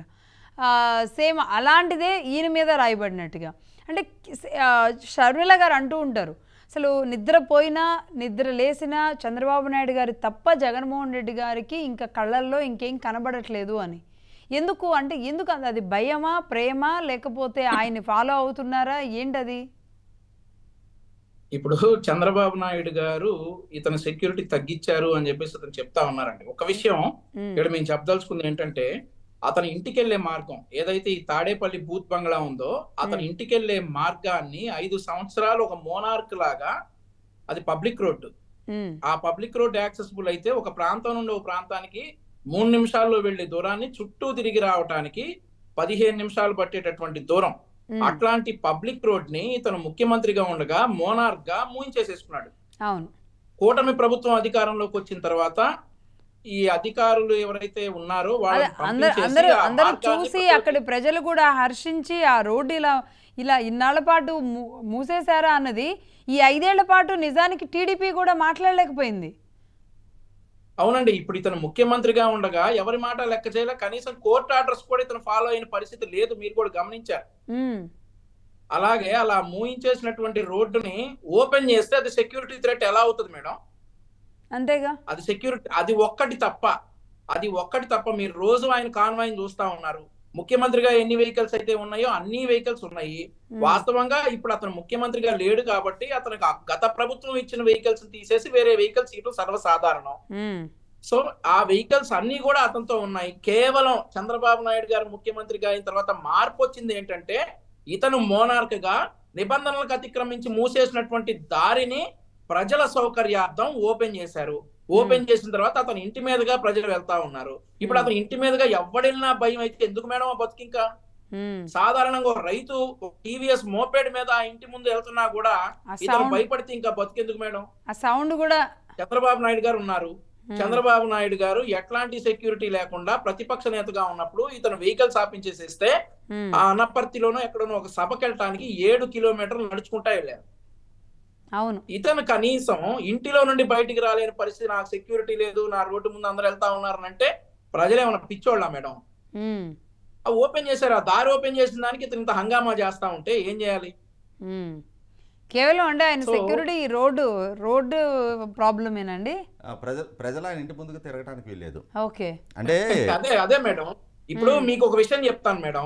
మా తెలుగు విద్యార్థి సంఘం తెలుగు విద్యార్థి అధ్యక్షుడు ఉన్నారు ప్రణవ్ గోపాల్. జనవరి 22, 2021 మేడం. ఆ రోజు ఒక వినతి పత్రం ఇవ్వడానికి జగన్మోహన్ రెడ్డి ఇంటి గేట్ దాకా కూడా కాదు, అట్లీస్ట్ ఆ రోడ్డు ముందు తెలుగు తల్లి విగ్రహం దగ్గర నుంచుంటే అరెస్ట్ చేసి 7 రోజులు జైల్లో పెట్టారు మేడం. 5 తెలుగు విద్యార్థి నాయకుల్ని ఆ రోడ్డు ముందుకు రీచ్ అయినందుకు అరెస్ట్ చేసి ముఖ్యమంత్రి గారిని, అందులో ఇంకొక ఇది కూడా ఉంది చెప్పనులేండి, అరెస్ట్ చేసేసి 5 రోజులు 7 రోజులు ఖచ్చితంగా వారం రోజులు జైల్లో పెట్టారు. చెప్పండి, రేప్ అటెంప్ట్ కేసులు పెట్టారు. ఓపెన్ చేస్తేనే అతను సెక్యూరిటీ అనుకుంటే ఎలా? రేప్ అటెంప్ట్ సెక్షన్ పెట్టారు కదా వంశీ. రేప్ సెక్షన్ పెట్టారన్నా. జగన్ ముఖ్యమంత్రిని రేప్ అటెంప్ట్ చేశారు అని చెప్పేసి సెక్షన్ కూడా పెట్టారు. సో ఇప్పుడు ఆ రోడ్డు మేము ఓపెన్ చేసాం, ప్రజలు చాలా సంతోషంగా వెళ్తా ఉన్నారు. మేడం మీరు ఎప్పుడన్నా అమరావతి వచ్చినప్పుడు చూడండి, ఆ రోడ్డు ముందుగా వెళ్తా ఉంటే ఒక అపార్ట్మెంట్ మేడం కోట్ల రూపాయలు పెట్టేసి అపార్ట్మెంట్లు కొనుక్కున్నటువంటి ప్రజలు, అందులో నివాసం ఉండాలనుకున్న వాళ్ళు 5 సంవత్సరాలుగా ఏం చేయలేక పాడుపడిపోయినాయి అపార్ట్మెంట్. అవునండి. ఇప్పుడు వాళ్ళందరూ పండగ చేసుకుంటా ఉన్నారు. అవును. దీనికి అంతకంటే రిలీఫ్ ఏముంటదండి? ఎంత కష్టపడితే వాళ్ళు అపార్ట్మెంట్లు కొనుక్కొని ఉంటారు. ఈ అంతకంటే ప్రపంచానికి తెలియాల్సిన విషయం అయితే ఇంకొకటి లేదు. కానీ జగన్మోహన్ రెడ్డి గారు కోర్టుకు అప్పీల్ చేసుకుంటున్న ఈ తీరుతో అంటే టీడీపీ ఏమైనా కల్పించాల్సి వచ్చిన పరిస్థితి ఏమైనా వస్తుందా? ఇదే ఇంకోటి విషయం యాడ్ చేయాలి మేడం. ఇక్కడ ఇదే రోడ్డు మీద 2014 నుండి 2019 వరకు కొన్ని వందల మంది పేదవాళ్ళు గుడిసెలు వేసుకుని అక్కడ నివాసం ఉండేవాళ్ళు. దానికి ముందు అంటే తాడేపల్లి ప్యాలెస్ కట్టడానికి ముందు. అవునండి, కట్టిన తర్వాత కూడా 2014 నుండి 2019 వరకు కూటమి ప్రభుత్వం అధికారంలో, కూటమిగా తెలుగుదేశం ప్రభుత్వం అధికారంలో ఉన్నప్పుడు కూడా వీళ్ళు ఈ నివాసం ఉండేవాళ్ళు. ఈ 2019లో ఆళ్ల రామకృష్ణారెడ్డి గారు ఏం చెప్పాడంటే, నారా లోకేష్ గారు మంగళగిరిలో గెలిస్తే ఈ నివాసాలన్నీ పీకేస్తారు అని చెప్పారు. 2019లో నారా లోకేష్ గారు ఓడిపోయి ఆళ్ల రామకృష్ణారెడ్డి గెలిచిన వెంటనే వితిన్ 3 months ఒక్క నివాస గృహం కూడా లేకుండా లేపేసి పబ్లిక్ ఫండ్స్ తో ఆ రోడ్డు వేసుకుని ఆ రోడ్డును బ్లాక్ చేసుకుని ఎంజాయ్ చేశాడు 5 సంవత్సరాలు. మీరు గమనించవచ్చు, ఈ ప్రభాస్ గారు, మహేష్ బాబు గారు, చిరంజీవి గారు ఒక రోడ్డు నుండి ముఖ్యమంత్రి ఇంట్లోకి నడుచుకుంటూ వెళ్ళారు. మీరు గుర్తుందా? అవునండి. గురించి మాట్లాడటానికి ఎక్కడి నుంచి నడుచుకుంటూ వెళ్ళారండి? ఎక్కడైతే మా ప్రణవ్ గోపాల్ అరెస్ట్ చేశారో వాళ్ళ వెహికల్స్ కూడా లోపల పంపిలా. ఇవన్నీ జనాలు గుర్తు పెట్టుకున్నారండి. ఎంతండి? 1 కిలోమీటర్ ఉంటది కదా, అది 1 కిలోమీటర్ ఉంటది. ఆ కిలోమీటర్ ఈ 3 హీరోలు 4 హీరోలు అయితే ఉన్నారో ఆ రోజు వెళ్ళిన వారు అక్కడ నుంచి నడుచుకుంటా వెళ్ళారు. ఓకే. సో ఇంత మోనార్కిజం ప్రదర్శించబట్టి ఇన్ని రోజులు ఆ ప్యాలెస్ లో, ఆ బూత్ బంగ్లాలో గడిపబట్టి ఇప్పుడు ఎవరు వెళ్ళినా గానీ భయం వేస్తా ఉంది అతనికి. నాకు సెక్యూరిటీ లేదని ఏడుస్తా ఉన్నాడు. మొన్న ఒక వీడియో బయటకు వచ్చిందండి, ఒక వీడియో స్వయంగా సెక్యూరిటీ గార్డ్ అభిమానులు ఎవరో వెళ్ళి ఫోటో తీసుకుంటుంటే ఫోన్ తీసి బయట పక్కకి, ఫోటో కాదు లోపలికి ఎంట్రీ లేదు అని, ఎంట్రీ లేదంటే ఎవరో రిఫరెన్స్ కాల్ మాట్లాడి లోపలికి ఇచ్చేసినట్టు ఉన్నారు. అదేనండి, ఇప్పుడు అదే చెప్తా ఉన్నాం. అక్కడ వరకు అభిమానులు సొంత పార్టీ అభిమానులు వచ్చినా సరే దగ్గరలోకి ఎలా కూడా లేదు. జగన్మోహన్ రెడ్డి అభిమానులు కూడా కూటమి ప్రభుత్వానికి కృతజ్ఞతలు తెలియజేయాలి. ఎందుకంటే వాళ్ళ అభిమాన నాయకుడు ఇంటిని దగ్గరగా చూసే అవకాశం కల్పించింది కూడా కూటమి ప్రభుత్వమే. లేదంటే ఎవరు చూసారండి అతను ప్యాలెస్ బూత్ బంగ్లాని? ఎవరు చూసారు అప్పటి వరకు? అవును, ఆ గేట్ ముందు ఆపేసేవాళ్ళు. అంటే మీరంతా ఊరికే తాడేపల్లి ప్యాలెస్ అంటుంటే ఇది ప్రజలకు కూడా అలవాటు అయిపోయింది. ఇప్పుడు నేను కూడా ఫ్లోలో తాడేపల్లి ప్యాలెస్ అని అనేసాను.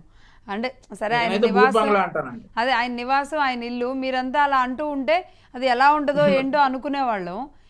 మొత్తం ఒక్కసారిగా ప్యాలెస్ అంటే ఏంటండి, ఎప్పుడు లైట్లు వెలుగుతా barricades తీసిన తర్వాత కనిపిస్తా ఉండాలి. ఇప్పుడు మీరు సాయంత్రం 7 తర్వాత నేను ఎప్పుడన్నా వెళ్తుంటే కనీసం బెడ్ లైట్ కూడా ఆన్ చేసి ఉండరండి అక్కడ. ఇక దాని బూత్ బంగ్లా అనాలా, ప్యాలెస్ అనాలా? ఓకే, చీకటిగా ఉండదు. అదొక బూత్ బంగ్లా, లోపల ఏం జరుగుతుందో ఎవరికి తెలియదు. సో ఇది తీసేసినందుకు అతని సెక్యూరిటీ థ్రెట్ అని అంటే మేమేం చేయలేం మేడం. మేము చట్ట ప్రకారం ఆ రోడ్డు ప్రజలది, ప్రజలకి ఇచ్చాం. సో అదొకటే మార్పు వచ్చింది జగన్మోహన్ రెడ్డి సెక్యూరిటీలో. అది సెక్యూరిటీ థ్రెట్ అని అయితే అనుకోము.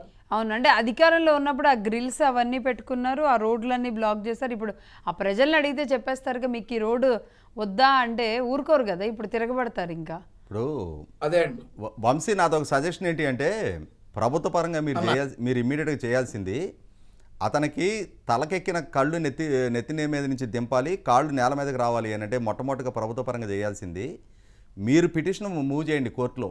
అతను కేసుల వ్యక్తిగత హాజరు నుంచి పొందున్న మినహాయింపు రద్దు చేయించండి. వ్యక్తిగతంగా అతను కేసుల విచారణకు హాజరై తీరాలి. రేపు సెప్టెంబర్ 23కి 11 సంవత్సరాలు నిండుతుంది అతను బెయిల్ మీద బయట తిరగటం మొదలుపెట్టి. అతను బెయిల్ కండిషన్స్ వైలేట్ చేస్తా ఉన్నాడు. ఇవాళ ఇంటెలిజెన్స్ వాళ్ళకి కనుక ప్రాపర్ ఇన్ఫర్మేషన్ ఉంటే, డొక్కా మాణిక్య వరప్రసాద్ గారు చెప్పింది నిజమని కనుక రుజువైతే, అతను సమాజంలో అస్థిరత రెచ్చగొట్టే ప్రయత్నం చేస్తున్నాడు, శాంతి భద్రతలకు విఘాతం కలిగించే ప్రయత్నం చేస్తున్నాడు. ఇది clear case of violation of bail conditions. దాన్ని బేస్ చేసుకొని అతను బెయిల్ రద్దుకి పిటిషన్ మూవ్ చేయండి. అట్లాగే 100% గత 3500 వాయిదాలు తీసుకున్న వెసులుబాటు ఇక శాశ్వతంగా రద్దవ్వాలి. అతను వ్యక్తిగత విచారణకు హాజరవ్వాల్సిందే. 20 కేసులు, 11 సిబిఐ, 9 ఈడీ కేసులు. వాటికి తోడు ఇప్పటికీ వివేకానంద రెడ్డి గారి కేసు ఇన్కంక్లూజివ్గానే ఉంది. ఆ కేసు విచారణ వేగవంతం కావాలి. దానికి తోడు చంద్రబాబు నాయుడు గారు ముఖ్యమంత్రిగా ఉన్న రోజున ప్రకృతి వనరైన ఇసుకను ఉచితంగా ఇవ్వటం అనే ఒక పాలసీ డెసిషన్ ముఖ్యమంత్రి హోదాలో తీసుకున్నారు అని చెప్పని, ప్రభుత్వ ఆదాయానికి గండి కొట్టారు అని చెప్పని ఆయన మీద కేసు నమోదు చేశారు. అసలు సెసలు ప్రభుత్వ ఆదాయానికి గండి కొట్టటువంటి ఏంటి? కోట్ల రూపాయలతో నిర్మాణం చేసిన ప్రజావేదిక కూల్చివేత ఇతని నిర్ణయమే. వేల కోట్ల రూపాయలు ఖర్చు పెట్టి ప్రభుత్వ భవనాలకి వీళ్ళ రంగులు వేసి, మళ్ళీ సుప్రీంకోర్టు తీర్పుతో ఆ రంగులు మార్చి మళ్ళీ వేరే రంగులు వేయడానికి ఇంకో కొన్ని వేల కోట్లు ఖర్చు అయినాయి. అంటే ప్రభుత్వ వనరులని ఇతని ఏకపక్ష నిర్ణయం కారణంగా అప్పటికి సుప్రీంకోర్టు గైడ్లైన్స్కి విరుద్ధంగా తీసుకున్న నిర్ణయం అది. దాని మీద కేసు నమోదు చేయాలి. మొన్న రీసెంట్గా ఐఎండ్పిఆర్ మినిస్టరు పార్థసారథి గారు అసెంబ్లీలో చెప్పింది ఏంటి? జగన్మోహన్ రెడ్డి గారి కుటుంబ యాజమాన్యంలో ఉన్న సాక్షికి 403 కోట్ల రూపాయల యాడ్ రెవెన్యూ కట్టబెట్టారు, మిగిలిన అన్ని మీడియా సంస్థలకు కలిపి 488 కోట్లు. అంటే అధికార దుర్వినియోగం, అవినీతి రెండింటికి పాల్పడ్డారు అక్కడ. ఏ విధంగా అవినీతి? సాక్షికి ఆర్కెస్ట్రేటెడ్గా సర్క్యులేషన్ పెంచుకున్నారు. 2,60,000 మంది వాలంటీర్లకి ప్రభుత్వ ధనంతో వాళ్ళకి సాక్షి కొనే విధంగా, అలాగే అన్ని ప్రభుత్వ కార్యాలయాలకి సాక్షి సర్క్యులేషన్ చేయించి, దాని ద్వారా సాక్షి సర్క్యులేషన్ పెంచి, అంటే ప్రభుత్వ వనరులతో సాక్షి సర్క్యులేషన్ పెంచారు. పైగా మళ్ళీ ప్రభుత్వ వనరులతోటి 403 కోట్ల రూపాయలు యాడ్ రెవెన్యూ కట్టబెట్టారు. అది ఖచ్చితంగా లోతైన విచారణ జరిపితే ఐఎండ్పిఆర్ కమిషనర్గా ఉన్న విజయ్ కుమార్ రెడ్డి కాదు, లబ్ధి పొందిన భారతి గారు, జగన్మోహన్ రెడ్డి కూడా దాంట్లో బయటకు వస్తారు. కేసులు నమోదు చేయాలి. ఇట్లా మొదలు 100 కేసులు నమోదు చేయడానికి ఆస్కారం ఉంది అతని మీద. ఇవాళ 7,000 కోట్ల రూపాయలు ఖర్చు పెట్టి రాజధాని పనులు చేస్తే 5 సంవత్సరాల పాటు ఆ పనులు స్తంభింపజేశాడు. ఇవాళ శాశ్వత సచివాలయము, శాశ్వత హైకోర్టు, శాశ్వత అసెంబ్లీ కోసం రాఫ్ట్ ఫౌండేషన్ ఇస్తే 5 సంవత్సరాలుగా ఆ ఫౌండేషన్ నీళ్లలో మునిగుంది. 100 కోట్ల రూపాయల నష్టానికి బాధ్యుడు అతను. ఖచ్చితంగా వీటన్నిటి మీద లోతైన విచారణ జరగాలి, కేసులు నమోదు కావాలి. అతన్ని ఇమ్మీడియట్గా అప్పుడు వస్తాయి కాళ్ళు నేల మీదకి. అసలు సెక్యూరిటీ థ్రెట్ ఇవన్నీ, ఈ ముచ్చట్లన్నీ అతన్ని స్వేచ్ఛగా వదిలేసి నీ రాజకీయం నువ్వు చేసుకో అని చెప్పానంటే empty mind is devil's den. అతని బుర్ర ఎప్పుడూ కుట్రలో కుతంత్రాలతోటే నిండి ఉంటుంది. ఖచ్చితంగా అతన్ని ఈ పనుల్లో ఎంగేజ్ చేయాలి. మామూలుగా ఇప్పుడు మేము ఉదయం బయలుదేరి, నేను అడసమల్లి శ్రీనివాసరావు గారు 10ంటికి ఈ ఛానల్, 11 గంటలకి ఈ ఛానల్ అని చెప్పని తిరుగుతూ ఉంటాం కదా. అదేవిధంగా ఇతను కూడా 10ంటికి ఈ కోర్టుకి వెళ్ళాలి, 11 గంటలకి ఈ కోర్టుకి వెళ్ళాలనే స్థితిలోనే అతను బుర్ర ఎంగేజ్ అవ్వాలి తప్ప అన్ని కేసులు నమోదవడానికి ఆస్కారం ఉంది. గౌరవ సుప్రీంకోర్టు రోజువారీ విచారణ జరగాలి. 1 ఇయర్ లోపు ప్రజాప్రతినిధుల మీద ఉన్న కేసులు విచారణ పూర్తి అవ్వాలని చెప్పని తీర్పిచ్చి 3 సంవత్సరాలు దాటిపోయింది. ఖచ్చితంగా ఇప్పటికైనా సరే స్పెషల్ కోర్టులు ఏర్పాటు చేయాలి. ఇతని మీద ఉన్న కేసులు రోజువారీ ప్రాతిపదిక మీద విచారణ జరగాలి. 100% సాక్ష్యాధారాలు ఉన్నాయి. ఒక్క సాక్ష్యం లేకుండా చంద్రబాబు నాయుడు గారి మీద 5 కేసులు నమోదు చేశాడు. ఇవాళ ఇతని మీద కట్టుకుపోయిన సాక్ష్యాధారాలు ఉన్నాయి. ఓపెన్ గా ప్రజల్ని అడిగినా ఇటువంటి డాక్యుమెంట్ ఎవిడెన్స్ ఉంది, కళ్ళ ముందు కనిపిస్తా ఉంది. ఇతను తీసుకున్న నిర్ణయమే పార్టీ రంగులేయటం అనేది. వేల కోట్ల రూపాయల ప్రజాధనాన్ని దుర్వినియోగం చేశాడు. 100% అతనే బాధ్యుడు. అసలు ఎందుకండి రెవెన్యూ విషయంలో జరిగిన అవకతవకల మీద ఒక్కొక్క మండలంలో జరిగిన అవకతవకల మీద అక్కడున్న వైసీపీ నాయకులు చేసిన కుట్రలు ఆ లింకులన్నీ మళ్ళీ ఇక్కడ ఉన్న దాని మీద ప్రజలే ఓపెన్ అన్నిటికన్నా ముఖ్యంగా మైనింగ్ ఇర్రెగ్యులారిటీస్. మొన్న central ministry for environment and forest వాళ్ళు ఎన్జీటీకి ఒక రిపోర్ట్ ఇచ్చారు. 23 కలెక్టర్లు ఎన్జీటీని తప్పుదో పట్టించే సమాచారం ఇచ్చారు. అదే సందర్భంలో అంటే ఎన్జీటీ 146 ఇసుక రీచ్లకు గాను 106 ఇసుక రీచ్లు రద్దు చేసి 40 ఇసుక రీచ్లు మాత్రమే నడుపుకోండి, అది కూడా మాన్యువల్ లోడింగ్ జరపాలని చెప్పని ఆదేశాలు ఇస్తే దాన్ని వైలేట్ చేసి 500 ఇసుక రీచ్లు కొనసాగించారు. ఒక్కొక్క ఇసుక రీచ్ నుంచి రోజుకు 2000 టన్నుల తవ్వకాలు జరిగినాయి అని చెప్పని సెంట్రల్ అధికారులు ఎన్జీటీకి సుప్రీంకోర్టుకి రిపోర్ట్ ఇచ్చున్నారు. Mining minister, chief minister, concern అధికారులు, మైనింగ్ ఎండీ వెంకటరెడ్డి దగ్గర నుంచి అందరు బాధ్యులే. 100% వీటన్నిటి విషయంలో చంద్రబాబు నాయుడు గారు గతంలో వాళ్ళు నిర్ధారణ చేసుకున్న వరకు 45 కోట్ల టన్నుల ఇసుక తవ్వకాలు జరిగినాయి. అంటే 40,000 కోట్ల రూపాయల ఇసుక దోపిడీ జరిగింది. వీటి మీద లోతైన విచారణ జరిగి తీరాల్సిందే. ఖచ్చితంగా. రైట్ వంశీ గారు, రైట్ అక్కడ మీది పవర్ ఆఫ్ అయినట్టుంది. సో మొత్తంగా అండి అంటే ఉన్న లిస్టులు ఏవైతే ఉన్నాయో ఇప్పుడు అప్పసాన్ గారు చెప్పినట్లుగా వీటన్నింటి మీద ఒక యాక్షన్ జరగాలి. మొన్న రీసెంట్గా మేము అటు వైజాగ్ కానివ్వండి, మదనపల్లి కానివ్వండి, తిరుపతిలో జరిగిన అవకతవకల మీద మహాన్యూస్ సీఎండి వంశీ గారు గ్రౌండ్లోకి వెళ్ళి మాట్లాడితే ఎన్ని అర్జీలు, ఎంతమంది బాధలు, ఎంత కన్నీరు, ఎంత ఆవేదన. నిజంగా వాళ్ళ కష్టాలు తీర్చేది ఎవరు? ఈరోజు ఇమీడియట్గా ఒక యాక్షన్ జరగాలంటే ఏం చేయాలి? ముందుగా ఈ తప్పు చేసిన వాళ్ళని ఒకవైపు ఐడెంటిఫై చేసి ఎందుకంటే ఇప్పుడున్న వాళ్ళని భయభ్రాంతులకు ఏదో రకంగా గురి చేస్తున్నారు కాబట్టి వాళ్ళందరినీ కూడా అరెస్టులు చేసి అందులో జగన్మోహన్ రెడ్డి గారు ఉంటారా, సజ్జల గారు ఉంటారా, విజయసాయి రెడ్డి గారు ఉంటారా, ఎవరెవరు ఉంటారో చిన్నోళ్ళ పెద్దోళ్ళ అందరినీ ఐడెంటిఫై చేయాలండి. రాష్ట్రంలో జరిగిన నష్ట తీవ్రత ఆ స్థాయిలో ఉంది. మరి మీ కూటమి ప్రభుత్వం మరి ఎలా ముందుకెళ్తుందో ఏంటో కలెక్టర్ల సమావేశం కూడా జరిగింది కాబట్టి నిన్న చూద్దామండి. థ్యాంక్ యూ వంశీ గారు, థ్యాంక్ యూ. రైట్, ఒక చిన్న బ్రేక్ తీసుకుందాం. బ్రేక్ తర్వాత కలెక్టర్లకి ముఖ్యంగా పర్టికులర్గా చంద్రబాబు నాయుడు గారు, పవన్ కళ్యాణ్ గారు ఒక దిశానిర్దేశం చేయడం, ఒక రకంగా కలెక్టర్ల విషయంలో అవకతవకలకు పాల్పడే కలెక్టర్ల విషయంలో హెచ్చరిస్తూనే ఒక బతులాడుకోవాల్సిన పరిస్థితి కూడా రావడం. ఎందుకు కలెక్టర్లు మారిపోయారు, కలెక్టర్ల నిబద్ధత, కలెక్టర్ల సిన్సియారిటీ ఎక్కడ ట్రాక్ తప్పింది, దీని గురించి మాట్లాడదాం చిన్న బ్రేక్ తర్వాత.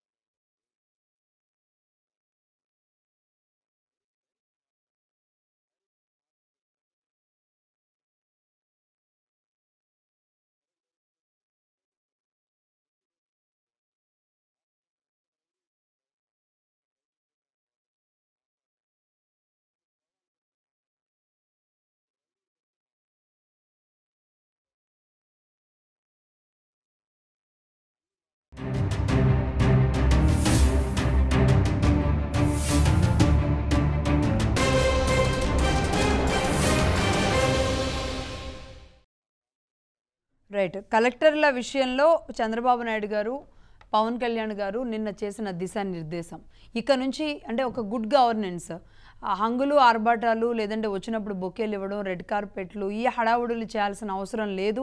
నిబద్ధతతో రాష్ట్రం కోసం పనిచేసుకోవాల్సిన అవసరం ఉంది. మేము ఒక కమిట్మెంట్తో ఈరోజు పరిపాలన ప్రారంభిస్తుంది కూటమి ప్రభుత్వం. కాబట్టి అధికారులుగా మీరు ఎలా ముందుకు వెళ్ళాలి, ఐఏఎస్ అని ఈ 3 అక్షరాలు తమ పేరు వెనక రావడానికి ఎంత కష్టపడతారు, దీనికోసం ఎంతమంది నిద్రలేని రాత్రులు గడుపుతారు, ఎంతమంది అది దక్కని వాళ్ళు ఎంత బాధపడతారు. కాబట్టి ఈ ఐఏఎస్ అన్న ఒక 3 అక్షరాల పేరు, ఆ హోదా రావడానికి మీరెంత కష్టపడి ఉంటారు. కాబట్టి మీరు ప్రజల కోసం ఎలా నిలబడాలి అని ఒక ఐఏఎస్లకి, అంటే అందరూ అని ఇక్కడ చెప్పలేం. ఎందుకంటే దాదాపుగా చంద్రబాబు నాయుడు గారితో చాలామంది ఐఏఎస్లు, ఎందుకంటే టీడీపీ గవర్నమెంట్లో ఐఏఎస్లకి ఇచ్చే ప్రాధాన్యత, ఐఏఎస్ల తెలివితేటల్ని సరైన రీతిలో వాడుకోవడం అనేది ఎన్టీ రామారావు గారి సమయం నుంచి కూడా అనేక మంది ఐఏఎస్లు మాట్లాడుతూ ఉంటారు. జయప్రకాష్ నారాయణ గారి దగ్గర నుంచి ఎన్టీ రామారావు గారితో పనిచేసిన, చంద్రబాబు నాయుడు గారితో పనిచేసిన ఐఏఎస్లు అందరూ చాలా గొప్పగా ఒక ప్లేస్లో ఉండొచ్చాము అనేది గర్వంగా ఈనాటికి చెప్పుకుంటూ ఉంటారు. కానీ ఈనాటి ఐఏఎస్లు కోట్ల చుట్టూ తిరగడానికి, వారి అక్రమ ఆస్తులు ఈరోజు ఈడీ లెక్కించడానికి మాత్రమే పరిమితం అవుతున్న నేపథ్యంలో ఐఏఎస్ల పాత్ర రాష్ట్రాభివృద్ధిలో అది ఏ రాష్ట్రమైనా సరే చాలా కీలకం. కానీ ఈరోజు వారిని సరైన మార్గంలో పెట్టడానికి, వారందరికీ కూడా ఒక హితబోధ చేసుకోవాల్సిన లాంటి పరిస్థితులు రావడానికి కారణం ఎవరు? ఎందుకు కొంతమంది భ్రష్టు పట్టిపోయారు? ఎందుకు కొంతమంది మలినం అంటించుకుంటున్నారు? ఎందుకు అవినీతిలో కూరుకుపోవడానికి రెడీ అయిపోతున్నారు? తమ క్యారెక్టర్ని అమ్ముకోవడానికి సిద్ధమైపోతున్నారు? దీని గురించి మాట్లాడదాం. ముప్పాళ్ళ సుబ్బారావు గారు ప్రముఖ అడ్వకేట్, ఆయన కూడా జాయిన్ అయ్యారు. ఎందుకంటే ఆయన పౌర హక్కుల కోసం ఆయన పోరాడుతూ ఉంటారు. సమాజంలో ఒక న్యాయం కోసం, నిబద్ధత కోసం, నీతి కోసం, పేదవాడి కోసం ఒక రకంగా ఫైట్ చేస్తూ ఉంటారు ముప్పాళ్ళ సుబ్బారావు గారు లాంటి వాళ్ళు. అలాగే అప్సన్ రాజేష్ గారు కూడా కంటిన్యూ అవుతున్నారు. మాట్లాడదాం. ముప్పాళ్ళ గారు, ముందుగా మీరు చెప్పండి, ఐఏఎస్లకి ఇంత చెప్పుకోవాల్సిన అవసరం ఎందుకు వచ్చింది రాష్ట్రంలో? గత 5 సంవత్సరాల కాలంలో ఐఏఎస్లు తమ విధులను మర్చిపోయి ఐఆర్ఎస్ అనేటువంటి దౌర్భాగ్య పరిస్థితికి వెళ్ళిపోయారు. అంతేకాకుండా తమ విధి నిర్వహణ లోపానికి పాల్పడి న్యాయస్థానాల యొక్క తీర్పులను కూడా అమలు చేయకుండా కోర్టు ధిక్కారానికి పాల్పడి శిక్షలు కూడా అనుభవించేసి న్యాయస్థానాలతో, న్యాయమూర్తులతో చేతుకరించుకునే పరిస్థితి మనం చూసాం. కాబట్టి చంద్రబాబు నాయుడు గారు మొన్న మీటింగ్ లో చాలా స్పష్టంగా చెప్పారు. నిన్న మీటింగ్ లో మీరు సక్రమంగా మీ విధులు నిర్వహించండి, విధి నిర్వహణ లోపానికి పాల్పడకండి, మీరింత కష్టపడి చదివి మీరు ప్రజాసేవ చేసి ప్రజా మన్ననలు పొందాలే తప్ప పాలకులకు పాలేరులుగా పనిచేయకండి, ప్రజా సమస్యల మీద స్పందించండి. అలా కనుక చేయకపోతే, ప్రజా సమస్యల మీద స్పందించకపోతే మీ పట్ల కఠినంగా వ్యవహరిస్తామని కూడా పరోక్షంగా హెచ్చరించిన సంఘటన దాంట్లో మనం చూడొచ్చు. కాబట్టి ఇప్పుడు వ్యవస్థలన్నీ గత ప్రభుత్వ హయాంలో నిర్వీర్యమైపోయినాయి. ఏ వ్యవస్థ ఈ రోజున సక్రమంగా లేని పరిస్థితి. కాబట్టి ఇప్పుడు వచ్చిన ప్రభుత్వం అన్ని వ్యవస్థల్ని ప్రక్షాళన చేసి, తద్వారా చూసాం గతంలో ఇసుక ఎస్పీలు, కలెక్టర్లు, అలానే మిగిలిన ఇరిగేషన్ సంబంధించిన వాళ్ళు తెప్పలుగా వాటాలు పంచుకొని ఆ ప్రభుత్వంతో కొమ్మక్కై పంచుకున్న కుంభకోణాలకు పాల్పడిన సంఘటన చూసాం. అలానే మద్యం కానీ, ఇసుక కానీ, లేకుంటే ఋషికొండ లాంటివి కానీ అనేకమైనవి. ఈరోజు అన్ని కుంభకోణాల్లో ల్యాండ్ విషయాల్లో కానీ, ఎండోమెంట్స్ ల్యాండ్ విషయాల్లో కానీ అన్నిటి కూడా కుంభకోణాలు వెలుగు చూస్తా ఉన్నాయి. ఇప్పుడు దీంట్లో ఎవరి పాత్ర ఉంది? అధికారుల పాత్ర లేకుండా అక్రమార్కులు, భూముల ఆక్రమణ కానీ, పెద్దిరెడ్డి రామచంద్రారెడ్డి లాంటి వాళ్ళు ఆ వేలాది ఎకరాల భూములు ఆక్రమించుకోవడం, బాధితులు కుప్పల తెప్పలుగా వీధులు. దాని వెనుక ఐఏఎస్లు లేదంటే గ్రూప్ 1, గ్రూప్ 2 స్థాయి ఉద్యోగులు ఉన్నారంటే, ఆ ఉద్యోగులు లేకుండా, ఆ ఐఏఎస్ల మద్దతు లేకుండా, ఐపీఎస్ల అండ లేకుండా ఒక్క గజం భూమి కూడా కదిలించలేరు. ఒక్క గజం భూమి కూడా కదిలించే అవకాశాలు లేవు మేడం గారు. అవునండి. కానీ వీళ్ళందరూ కూడా అక్రమార్కులను పెంచి పోషించారు, దానికి తగ్గ ప్రతిఫలాన్ని పొందారు. ఆ ప్రతిఫలం ద్వారా ప్రజలు తీవ్ర ఇబ్బందులకు గురైపోయారు. చివరికి మనకి ఈ వ్యవస్థలో రక్షణ లేదు అనే నిస్సహాయ స్థితికి వెళ్ళిపోయారు. మాచర్ల లాంటి ప్రాంతాల్లో అరాచకాలు చూసిన తర్వాత, ఐపీఎస్ల వ్యవహార శైలి, డిఐజీల వ్యవహార శైలి చూసిన తర్వాత పాపం మాచర్ల లాంటి ప్రాంతాల నుంచి ఇతర రాష్ట్రాలకు తరలి వెళ్ళిపోయి వేరే ప్రాంతాల్లో తల చూసుకున్న సంఘటనలు మనం చూసాం. ఈ చంద్రబాబు నాయుడు గారి మీద మినిస్టర్ గా ఉన్న వ్యక్తి, అధికార పార్టీ, ఆనాటి అధికార పార్టీ వ్యక్తి జనాలు తీసుకొస్తే పోలీసులు ఏం చేయలేని పరిస్థితి, తిరిగి వీటి కేసులు కడతాం. కాబట్టి పార్టీ ఆఫీస్ మీద దాడి చేస్తే, దేశ చరిత్రలో ఎక్కడా లేకుండా టీడీపీ కార్యాలయం మీద దాడి చేస్తే అరెస్ట్ చేయరు. చివరికి ఇప్పుడు వచ్చి రీఇన్వెస్టిగేషన్ చేస్తే అటెంప్ట్ మర్డర్ కింద వస్తుంది, అది హత్యా ప్రయత్నం కింద వచ్చింది అని చెప్పి హైకోర్టుకి పారిపోతారు. హైకోర్టు ఏం చెప్పింది? ఎస్, ఇది హత్యా నేరమే, హత్యా ప్రయత్న నేరమే, ఆ సెక్షన్ అప్లై అవుద్ది 307 అని చెప్పింది. కాబట్టి ఇక్కడ చాలా స్పష్టమండి, ఐఏఎస్లు, ఐపీఎస్లు, గ్రూప్ అధికారుల యొక్క పాత్ర వ్యవస్థ అభివృద్ధిలో క్రియాశీలకంగా ఉంటది. వాళ్ళు క్రియాశీలకంగా గత ప్రభుత్వంలో వ్యవహరించకుండా ప్రభుత్వానికి భజనగాలుగా అంటే అవినీతిలోకి వెళ్ళిన, అంటే మనం ఎన్ని సినిమాల్లో చూడలేదంటే అప్పుడు ఒక సిన్సియారిటీ ఉండేది కాబట్టి ఎక్కడో అక్కడొకళ్ళు అవినీతిమయమైన వాళ్ళు కనబడేవాళ్ళు. కానీ అవునన్నా కాదన్నా ఆ అవినీతి పర్సంటేజ్ పెరిగిపోయింది. ఎందుకు అంటే ఆ అవినీతిలోకి వెళ్ళిపోయిన వాళ్ళు అందలం ఎక్కడం, అన్ని అంగులు ఆర్భాటాలు రావడం, ఒక లగ్జరియస్ లైఫ్కి అలవాటు పడడం చూస్తున్నాం. మేబీ అదేనా అండి, అంతకు మించి ఇంకేమైనా జరుగుతుందా? లక్ష్మి గారు, ఐఏఎస్ ప్రజలు నమ్మలేని పరిస్థితికి వెళ్ళిపోయారు. అవును, ఒకనొకప్పుడు ఆంధ్రప్రదేశ్ లో పనిచేసినటువంటి ఐఏఎస్ అంటే కేంద్రంలోకి రిక్రూట్ చేసుకుందాము, చాలా మంచిగా పనిచేస్తారని. ఈ రోజున వామ్మో, ఆంధ్రప్రదేశ్ ఐఏఎస్ లా దూరంగా ఉంచుతారు బాబు, వీళ్ళు మరి ఏం చేస్తారో తెలియదు ఇక్కడ అనే పరిస్థితికి వచ్చిందంటే, అసలు ఆంధ్రప్రదేశ్ కి ఐఏఎస్ రావాలంటేనే ఒక భయానక పరిస్థితి ఏర్పడింది. గతంలో ఒక నిబద్ధత, చిత్తశుద్ధి, సేవా దృక్పథం ఉన్నటువంటి ఐఏఎస్ లో ఈ రాష్ట్రానికి రావాలంటే భయపడే పరిస్థితి వచ్చింది. ఇప్పుడు అదే చెప్తూ ఉన్నారు చంద్రబాబు నాయుడు గారు, మిమ్మల్ని ఆహ్వానిస్తూ ఉన్నాము, మీరు సక్రమంగా చేయండి, మిమ్మల్ని ప్రోత్సహిస్తాము, తప్పులు గతంలో లాగా తప్పులు చేస్తే ప్రజలకు దూరంగా ఉంటే మీ పట్ల కఠినంగా వ్యవహరిస్తామని చెప్తున్నారు. కాబట్టి ఇక్కడ చాలా స్పష్టమండి, ఐఏఎస్లు ఎంచేతంటే ఇప్పుడు ప్రభుత్వం మీద ఉన్న బాధ్యత ఏంటంటే గతంలో అవినీతిలో పాల్గొన్నటువంటి ఐఏఎస్లు, ఐపీఎస్లు, ఇతర అధికారులు ఎవరైతే ఉన్నారో వాళ్ళ పట్ల విచారణ జరిపేసి దాంట్లో భాగస్వాములై, అవినీతిలో కనుక వాళ్ళు కూడా భాగస్వాములైతే వారి పట్ల కఠినంగా వ్యవహరించాలి, వాళ్ళ మీద కేసులు పెట్టాలి, అవసరమైతే ఆ నష్టపోయిన సొమ్ముని వాళ్ళ దగ్గర నుంచి రికవరీ చేయవలసిన అవసరం ఉంది. ఆదాయానికి మించి ఆస్తులుంటే వాటిని కూడా పరిశీలించి విచారించి చట్టబద్ధమైన చర్యలు తీసుకోకపోతే వ్యవస్థ ప్రక్షాళన చేయటం ప్రభుత్వానికి సాధ్యం కాదు. ఆ దిశలో ప్రభుత్వం ఆలోచించాలి. ఆలోచించడమే కాకుండా ఒక గాడిలో పెట్టడమే వీళ్ళకి ఇంకా సమస్యగానే ఉంది. ఇంకా గాడిలో పళ్ళ వ్యవస్థలు గాడిలో పెట్టడానికి ఒక ప్రయత్నం అయితే ఒక అడుగు ముందుకు వేశారు.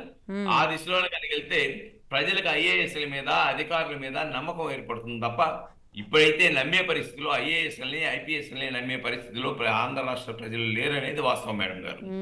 రైట్ ముప్పాళ్ళ గారు.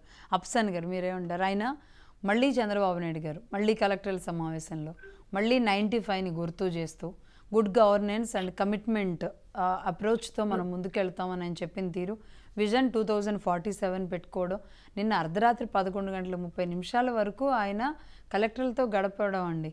అధికారులతో మళ్ళీ ఇంకో 2 గంటలు ఎక్స్ట్రానే మాట్లాడి నైట్ వరకు ఆయన కలెక్టర్లతో ఉన్నారు. అంటే ఈ వయసులో ఆ ముఖ్యమంత్రిగా ఎంత సీరియస్గా ముందుకు వెళ్ళాలనే దాని మీద చంద్రబాబు నాయుడు గారి పనితీరు అర్థమవుతుంది. కానీ దాన్ని అందిపుచ్చుకోవడంలో ఇక నుంచి ఆకస్మిక తనిఖీలకు వస్తాను అని ఆయన చెప్పాల్సిన పరిస్థితి రావడానికి ఎందుకు అధికారులు ఎంతమంది ప్రక్షాళన అనేది ఎక్కడెక్కడ మొదలు పెట్టాలి, ఎలా ఐడెంటిఫై చేయాలి? ఐఏఎస్ అధికారులు అయినా ఐపీఎస్ అధికారులకైనా కూడా ఒక భిన్న పరిస్థితులు ఇప్పుడు. ఎందుకంటే గత 5 సంవత్సరాలు వాళ్ళు కొంత విపత్కర పరిస్థితిని ఎదుర్కొన్నారు వాళ్ళ కెరీర్లోనే. చాలామంది సరెండర్ అయ్యి ఆ జగన్మోహన్ రెడ్డి ప్రభుత్వం సృష్టిస్తున్న ఆ గివెన్ సిచ్యుయేషన్కి అడాప్ట్ అయిపోయారు. ఓకే, ఇష్టం లేకపోయినా కూడా. దాని పర్యవసానం జరిగింది ఏంటి? 3 చీఫ్ సెక్రటరీలు వరుసగా కోర్టుకెళ్ళి చేతులు కట్టుకొని నిలబడ్డారు. అంటే 3 సందర్భాల్లో పనిచేసిన 3 చీఫ్ సెక్రటరీలు కోర్టుకెళ్ళి చేతులు కట్టుకొని నిలబడ్డారు. 2 డీజీపీలు, గౌతమ్ సవాంగ్ గారు, రాజేంద్రనాథ్ రెడ్డి గారు ఇద్దరు కోర్టుకెళ్ళి చేతులు కట్టుకొని నిలబడ్డారు. ఇక ఫైనాన్స్ సెక్రటరీ, పంచాయతీరాజ్ సెక్రటరీ లాంటి వాళ్ళు అయితే ఇందాక సుబ్బారావు గారు చెప్పినట్టుగా కంటెంప్ట్ కేసుల్లో పదుల సంఖ్యలో కోర్టులకి రోజువారీ విచారణకు హాజరయ్యారు.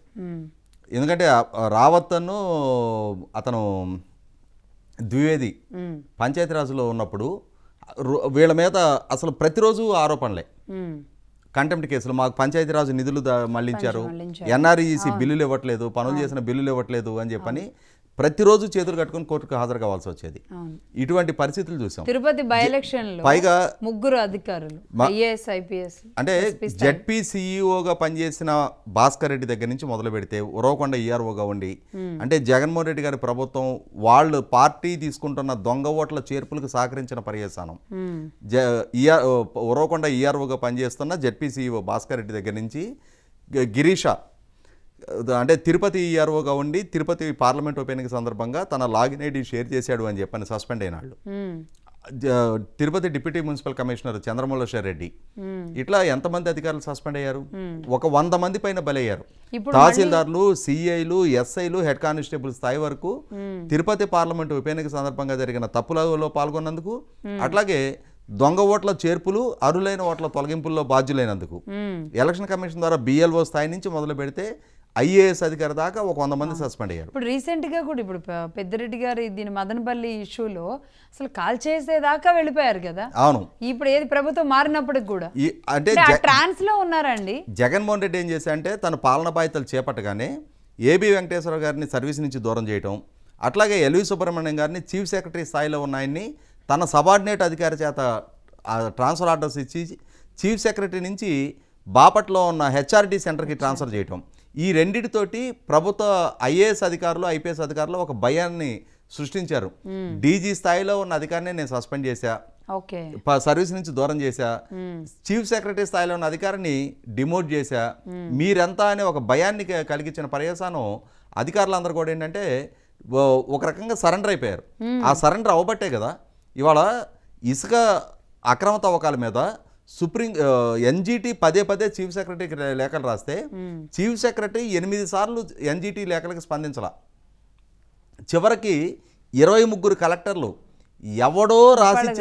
ఎవరో రాసిచ్చిన ఫార్మాట్లో వీళ్ళు 23 మోసపోసినట్టు ఫోటోస్టాట్ కాపీ తీసినట్టుగా ఒకే రిపోర్ట్ ఎన్జిటికి పంపించడం ఏంటి? ఇవాళ 23 ఉన్నారు ఇక్కడే, 23 కలెక్టర్లు బాధ్యులే. ఇప్పుడు కాకపోతే ఏమైందంటే బరంపురం నుంచి సిరిపురం, సిరిపురం నుంచి బరంపురం ట్రాన్స్ఫర్లు అయ్యారు. ఒకరి నుంచి ఒకరికి ట్రాన్స్ఫర్లు అయ్యారు. ఇవాళ 23 అక్కడే ఉన్నారు, వాళ్ళందరూ బాధ్యులే. ఇవాళ ఈ 23 కలెక్టర్లు ఇసుక అక్రమ తవ్వకాలు జరుగుతుంటే ఏమీ జరగటం లేదు అని చెప్పని ఎన్జిటిని తప్పుదో పట్టించే రిపోర్ట్లు ఇచ్చిన పర్యవసానం ఇవాళ ఖచ్చితంగా అటువంటి వ్యవస్థను గాడిలో పెట్టి తీరాల్సిన అవసరం ఉంది చంద్రబాబు నాయుడు గారికి. చంద్రబాబు నాయుడు గారు పాలకుడుగా ఆయన క్యాబినెట్ తీసుకున్న నిర్ణయాలు రూట్ లెవెల్ వరకు చేరాలి అని అంటే వాళ్ళకి అనుకూలమైన మెకానిజం సెట్ చేసుకొని తీరాలి. ఆ మెకానిజం ఎవరు? నథింగ్ బట్ కలెక్టర్స్ ద్వారానే ఏ ప్రభుత్వం పాలసీ అయినా ప్రజలకు చేరువ కావాలి. కాబట్టి ఆ మెకానిజాన్ని సెట్ చేసుకుంటే ఎలా అండి? ఇప్పుడు వీళ్ళందరూ ఇప్పుడు వెంకటరెడ్డి గారు వెళ్ళిపోయారు, ఆయన ప్రవీణ్ ప్రకాష్ గారు ఆయన వెళ్ళిపోయారు, ఇంకొకటి ఈయన పేరేంటండి ధర్మారెడ్డి గారి పరిస్థితి అదే, సునీల్ కుమార్ గారు అదే, ఈయన మద్యం ప్రిన్సిపల్ సెక్రటరీ వాసుదేవరెడ్డి గారు, ఆయనరెడ్డి గారు, ఇలా ఇంతమంది ఒక జారుకున్న వాళ్ళు జారుకుంటున్నారు, ఆ లెక్కలో ఉన్నవాళ్ళు లెక్కలో ఉంటున్నారు. మార్చుకోవాల్సిన వాళ్ళని మనం ఎదురుగా పెట్టుకొని మీరు మారండి అంటే రుచి మరిగిన వాళ్ళు మారతారా? ఒకటి వాస్తవం ఏంటి అంటే by hook are cook Jaganmohan Reddy వాళ్ళని సరెండర్ చేసుకున్నాడు. ఇవాళ ఐఏఎస్ ఐపీఎస్గా సెలెక్ట్ అయ్యే వాళ్ళందరూ క్రికెట్ ఫెలోస్ అని మనం చెప్పడానికి కూడా వీల్లేదు. ఇవాళ జరుగుతున్నది ఏంటంటే ఇవాళ క్రీమ్ ఆఫ్ ది సొసైటీ వాళ్ళు కొన్ని లక్షల మంది ఆ ఉద్యోగం దక్కించుకోవడానికి కృషి చేసి పోటీపడి పరీక్షలు రాస్తే కొద్ది వందల మందికి మాత్రమే దక్కే అరుదైన అవకాశం. వాళ్ళు క్రీమ్ ఆఫ్ ది సొసైటీ కాబట్టి వాళ్ళల్లో చిత్తశుద్ధిగా సమాజం పట్ల అంకిత భావంతో పనిచేయాలనే తాపత్రయం ఉన్న వాళ్ళు చాలామంది ఉంటారు. వాళ్ళకి ఇది ఒక ఆపర్చునిటీ, వాళ్ళని వాళ్ళు ప్రూవ్ చేసుకోవడానికి. ఇప్పటి వరకు వాళ్ళు ఏ లక్ష్యంతో ఐఏఎస్ ఐపీఎస్లుగా ఎంపికయ్యారో ఆ లక్ష్యం దిశగా వాళ్ళు అడుగులు వేయాలనే ఆలోచన ఉన్నా కూడా అడుగులు వేయలేకపోయారు. ఇవాళ ఈ ప్రభుత్వం అటువంటి అవకాశం కల్పిస్తూ ఉంది. మీరు ఎంత కమిటెడ్గా మీరు వర్క్ చేస్తే మీకు అంతటి ప్రోత్సాహం అందిస్తాం, మేము మిమ్మల్ని తప్పు చేయమని ప్రోత్సహించాం, మీరు తప్పటడిగా వేయద్దు, మీరు ఎంత మంచిగా మీరు పనిచేస్తుంటే మీకు అంతటి అవకాశాలు మేము కల్పిస్తాం, మీరు తప్పటడిగేస్తే తప్పనిసరిగా చర్యలు తీసుకుంటామని చెప్పడం ద్వారా వాళ్ళని వాళ్ళు ప్రూవ్ చేసుకోవడానికి ఒక ఆపర్చునిటీ. ఎందుకంటే చంద్రబాబు నాయుడు గారి ప్రభుత్వ హయాంలో ఆయన దగ్గర పనిచేసిన ఐఏఎస్లు ఇందాక సుబ్బారావు గారు చెప్పినట్టుగా కేంద్ర సర్వీసుల్లో రాణించారు, క్యాబినెట్ సెక్రటరీగా రాణించారు, రిజర్వ్ బ్యాంక్ గవర్నర్గా రాణించారు, యునైటెడ్ నేషన్స్కి వెళ్ళారు. కాబట్టి వాళ్ళ కెరీర్లో ఒక ఎలైట్ పొజిషన్ చూడాలనుకుంటారు తప్ప అప్రతిష్ట పాలయ్యి కోర్టుల ముందు చేతులు కట్టుకొని నిలబడి శ్రీలక్ష్మి గారి లాగా జైలు పాలవ్వాలని చెప్పని ఏ అధికారి కోరుకోడు. కాబట్టి ఏంటంటే ఇవాళ వాళ్ళని వాళ్ళు ప్రూవ్ చేసుకోవడానికి ఒక మంచి ఆపర్చునిటీ దక్కింది.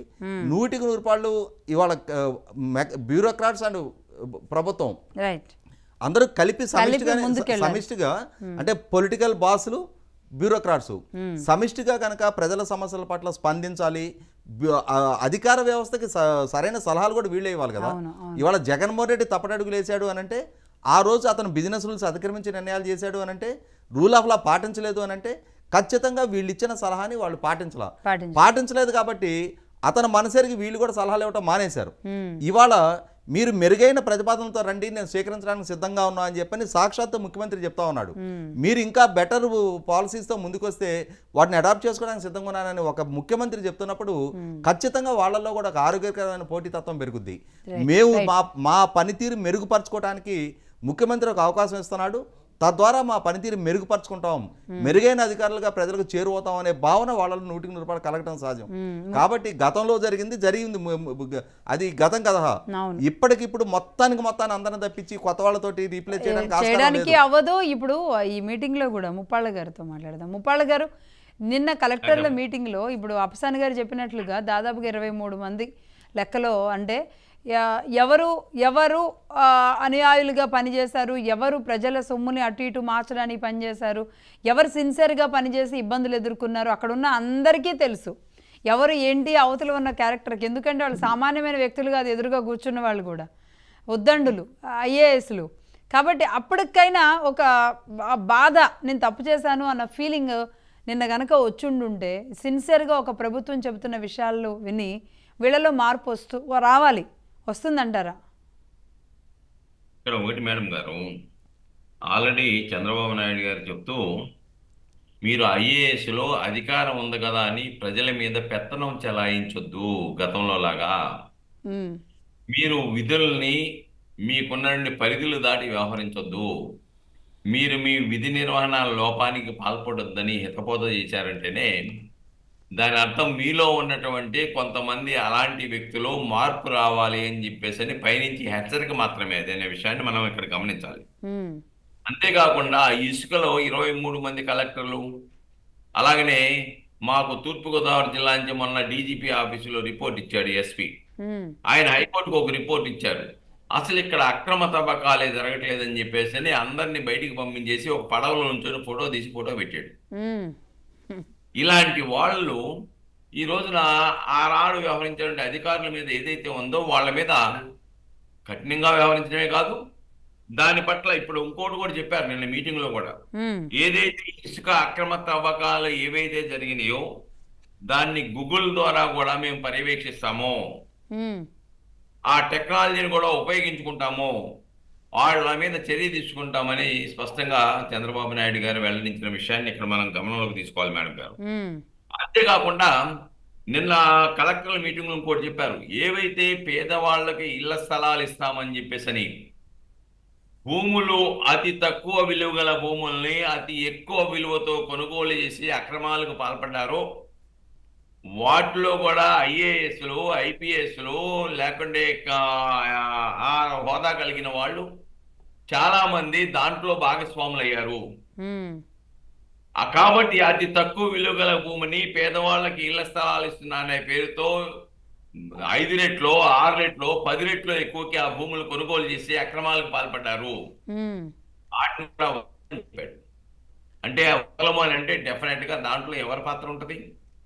ఇక్కడ ఒక 5,000 ఎకరాల భూమి, 1 లక్ష రూపాయలు ఉన్న భూమిని 30 లక్షలకో 50 లక్షలకో కొనుగోలు చేస్తే దాంట్లో ఐఏఎస్ల పాత్ర లేకపోతే రెవెన్యూ ఉన్నతాధికారుల పాత్ర లేకుండా జరుగుతుందా? డెఫినెట్ గా వాళ్ళ భాగస్వామ్యంతో జరుగుతుంది, వాళ్ళ వాటాలు తీసుకునే జరుగుతుంది. అవును.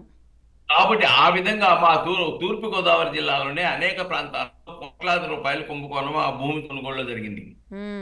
అసలు నివాస ప్రాంతానికి పనికిరాని ముంపుకు గురయ్యండి దాన్ని కూడా 50 లక్షలు 60 లక్షలు పెట్టి ఎకరా కొనేశారు.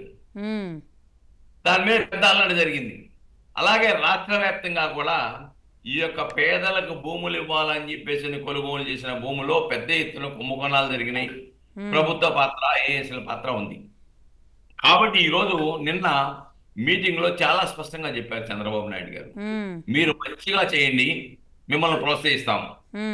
మీరు గతంలో లాగా అలానే ఈ విలువలు పెంచండి, ఆంధ్రప్రదేశ్ లో పనిచేసే ఐఏఎస్ఎల్ని గౌరవంగా చూసేగా మీరు మీ వ్యవహార శైలి ఉంచండి, లేకపోతే ఇప్పటికే పరువు ప్రతిష్టలు మంట కలిసినాయని చెప్పారు.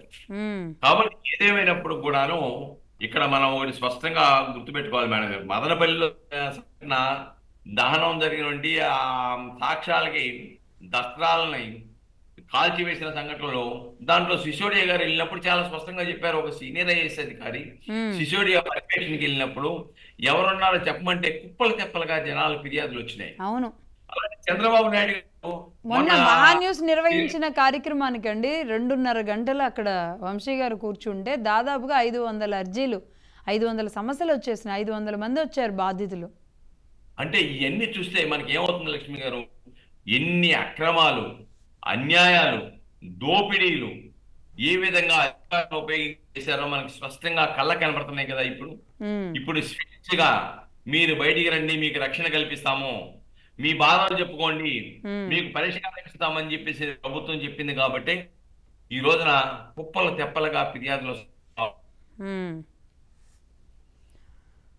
అంటే అధికారులు కానీ అంటే కోర్టు మొట్టికాయలు అప్పుడు కూడా కోర్టులు సిన్సియర్ గానే పనిచేస్తున్నాయండి. మీకు కూడా అడ్వకేట్ గా మీకు బాగా తెలుసు. అయితే కోర్టుల మొట్టికాయల స్థాయి కూడా దాటిపోయారు కొంతమంది.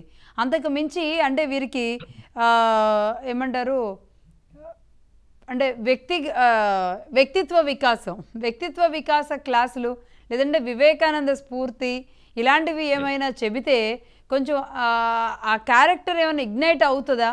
ఎలా వీళ్ళలో ఒక మార్పు తీసుకురావడం అనేది అంటే నిజంగా చాలా బాధ అనిపిస్తుంది.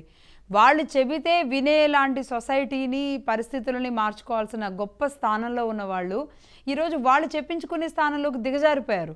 దాంతోపాటు దానికి రుచి మరుగుంటారు.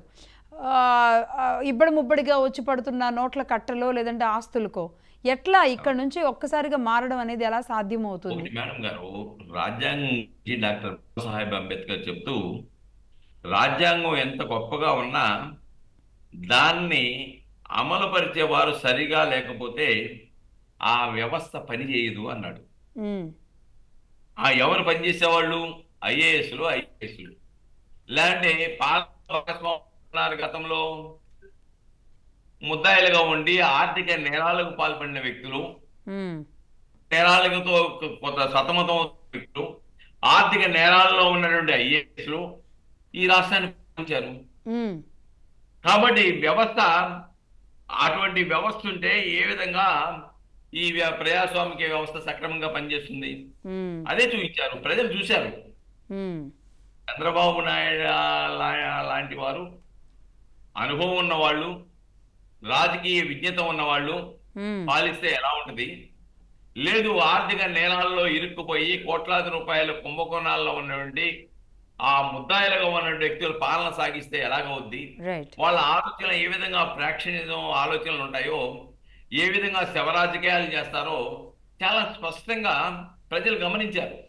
గమనించి నువ్వు అసలు ప్రతిపక్షానికి పనికిరావు, పో, నువ్వు ఎమ్మెల్యేగా ఎక్కువ అని చెప్పేసి ఎమ్మెల్యే ఇచ్చారు. కాబట్టి ప్రజలు శవరాజకీయాలని గుర్తించారనే విషయాన్ని పాపం జగన్మోహన్ రెడ్డి గారు ఇంకా గుర్తించలా. ఎందుకంటే గుర్తించకుండానే 36 మంది చనిపోయారు, హత్యలు జరిగాయి, రాజకీయ హత్యలు జరిగాయి అని చెప్పేసి ఆయన చెప్పేది చూస్తా ఉంటే చాలా నవ్వు వస్తా ఉంది. ఈ రాష్ట్రంలో శాంతి భద్రతలు లేవంట, భావ వ్యక్తీకరణ స్వేచ్ఛ లేదంట, ఈ రాష్ట్రంలో రాష్ట్రపతి పాలన విధించాలంట.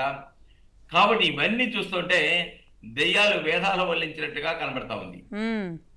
కాబట్టి ఒక అసహనం, ఈ రోజున నువ్వు పని చేయలేవా? నువ్వు ల్యాండ్ టైటిలింగ్ యాక్ట్ చాలా గొప్పదని చెప్పావు కదా, అసెంబ్లీలోకి వచ్చి ఎందుకు నీ బాణి వినిపించలేకపోయావు? ల్యాండ్ అనేక కుంభకోణాలు చంద్రబాబు నాయుడు గారు నివేదికలు ఇచ్చారు కదా, వైట్ పేపర్ రిలీజ్ చేశారు కదా, ఇన్ని కుంభకోణాలు జరిగినాయి. దాని మీద నువ్వు ఎందుకు వచ్చి నీ అసెంబ్లీలో నీ వాడిని వినిపించ అవన్నీ వాస్తవాలా కాదా ఎందుకు చెప్పలేకపోతూ ఉన్నావు? ఇవన్నీ చూసాకండి మేడం గారు, ప్రభుత్వం ఈ రోజున చంద్రబాబు నాయుడు గారు ఈ యొక్క గతి తప్పినటువంటి మార్గాలు తప్పినటువంటి వ్యవస్థని ఒక సక్రమైన మార్గంలో పెట్టడానికి, అధికారులు సక్రమంగా ప్రయత్నించడానికి ఆయన ఒకటి చెప్పారండి, మా వాళ్ళైనా నేను వెళ్ళినా మీరు రోడ్లు జామ్ చేయొద్దు, ప్రజల్ని ఇబ్బంది పెట్టద్దు, ప్రజలకు మన్నల పొందండి, మన ప్రజా అధిపతులం కాదు, ప్రజా సేవకులమని గుర్తుంచుకోండి అని చెప్పారు ఆయన. కాబట్టి ఎప్పుడైతే ప్రజా సేవకులని పనిచేస్తారో గా వాళ్ళని ప్రజలు గుర్తిస్తారు, ప్రజలు ఆదరిస్తారు. అవును, సిన్సియర్ గా ప్రజల కోసం పనిచేసే వాళ్ళని ఎవరు మర్చిపోరు. అఫ్సాన్ గారు మీరు కంక్లూడ్ చేయండి. అంటే దీన్ని అంటే ఐఏఎస్ అధికారులకైనా కూడా సహవాస దోషం, అంటే మంచి వాళ్ళతో పనిచేస్తే ఎటువంటి ఫలితాలు ఉంటాయి, తప్పుడు విధానాలు అవలంబిస్తున్న పాలకుల దగ్గర పనిచేస్తే ఎటువంటి పరిస్థితులు ఎదురవుతాయి అనేది ఒక కేసు రిఫరెన్స్ చెప్తాను నేను. సమీర్ శర్మ గారు చీఫ్ సెక్రటరీగా ఉన్నారు జగన్మోహన్ రెడ్డి గారి పాలన హయాంలో. ఆ రోజు కేంద్ర ప్రభుత్వం కరోనాలో చనిపోయిన ప్రతి వ్యక్తికి 50,000 రూపాయలు పరిహారం చెల్లించమని చెప్పని ఒక పాలసీ డెసిషన్ తీసుకొని రాష్ట్రాలకు ఆదేశాలు ఇచ్చింది. దానికి కేంద్ర ప్రభుత్వమే ఎన్డీఆర్ఎఫ్ నిధులు పంపించింది. అంటే ఆ నిధుల నుంచి చనిపోయిన బాధితులకి కుటుంబాలకి చనిపోయిన వాళ్ళకి ఒక్కొక్కరికి 50,000 చొప్పున ఇవ్వాలి. రాష్ట్ర ప్రభుత్వానికి ఏమో ₹1 ఫైనాన్షియల్ బర్డెన్ లేదు. అయినా సరే దేశం మొత్తం మీద దీన్ని అమలుపరచని ఏకైక రాష్ట్రం ఆంధ్రప్రదేశ్ రాష్ట్రం. ఇష్యూ సుప్రీంకోర్టుకి చేరింది. సుప్రీంకోర్టు సమీర్ శర్మ గారిని వర్చువల్గా విచారిస్తే దాంట్లో తేలింది ఏంటంటే ఎన్డీఆర్ఎఫ్ నిధులు 1,000 కోట్ల రూపాయలు ప్రభుత్వం దారి మళ్లించేసి వేరే అవసరాలకు వాడేసుకుంది. అంటే ప్రకృతి వైపరీత్యాల కోసం రిజర్వ్ మెయింటైన్ చేయాల్సిన నిధుల్ని వేరే అవసరాలకు వాడేసుకుంది. అప్పుడు చీఫ్ సెక్రటరీ హోదాలో ఉన్న సమీర్ శర్మ గారు కేంద్ర ప్రభుత్వానికి సంజాయిషీ ఇచ్చుకొని పలానా టైంలోపు మేము చెల్లిస్తాము అని చెప్పిన తర్వాత కేంద్ర ప్రభుత్వం సమీర్ శర్మ గారిని సమన్ చేయకుండా వదిలిపెట్టారు. లేకపోతే ఆయన్ని ప్రాసిక్యూట్ చేయడానికి డిసైడ్ అయింది సుప్రీంకోర్టు. చివరికి సమీర్ శర్మ గారు బయటకు వచ్చి చీఫ్ సెక్రటరీ హోదాలో ఉండి వాళ్ళ సుప్రీంకోర్టు ముందు ఈ రకంగా సంజాయిషీ ఇచ్చుకోవడానికి సిగ్గుపడతానా అని చెప్పాడు ఆయన. అది మనకు మీడియాలో రిపోర్ట్ అయింది. మరి సిగ్గుపడిన సమీర్ శర్మ గారు రిటైర్ అయిన తర్వాత Jaganmohan Reddy pollution control board chairman అనే ఒక బిస్కెట్, కుక్క బిస్కెట్ లాంటిది వేయంగానే మొన్న ఏం చేశాడు, ఆయనే విజయవాడ కరకట్ట మీద ఫైల్స్ దహనం చేయించాడు కదా. అంటే నువ్వు ఎక్కడి నుంచి ఎక్కడికి దిగజారావు? ఆ పదవి ఉంటే అంతా ఊడితే అంత. నువ్వు రాష్ట్ర చీఫ్ సెక్రటరీగా పనిచేసావు. ఆ పొల్యూషన్ కంట్రోల్ బోర్డు చైర్మన్ పదవి ఉంటే అంతా ఊడితే అంత. దానికోసం నీ ఇంటెగ్రిటీ చంపేసుకొని నీ డ్రైవరే స్వయంగా మీడియాకి చెప్పాడు కదా, సమీర్ శర్మ గారు చెప్తేనే నేను వచ్చి గోతాల కొద్ది పేపర్లు ఇక్కడ వేసి తగలబెట్టాను అని చెప్పని. అంటే నీ స్థాయి ఎక్కడి నుంచి ఎక్కడికి దిగజార్చుకున్నావు? సహవాస దోషం అదే. సో అంటే నిజంగా అంటే ఇప్పుడు పరిస్థితుల మీద అవినీతిమయమయ్యి కుళ్ళిపోయిన ఒక ఐఏఎస్ ఆఫీసరు, సిన్సియర్గా ఉన్న ఒక ఐఏఎస్ ఆఫీసర్, ఇలా ఒక పాఠ్యాంశాలు రోజుకొకటి రిలీజ్ చేస్తే అంటే వారికి వారు తెలుసుకొని కనీసం మారే అవకాశాలు ఉంటాయి. ఖచ్చితంగా ఇప్పుడు యంగ్స్టర్స్ కి ఒక ఆపర్చునిటీ ఇది. ముఖ్యంగా అండి కొంతమంది ఎస్పీలు అయితే, ఎస్పీలు కూడా అదే కదా, కొత్తగా వచ్చిన ఎస్పీలను కూడా వాళ్ళ చేతుల్లో పెట్టుకొని చిత్తూరులో ఎలా నడిపించారో చూసాం.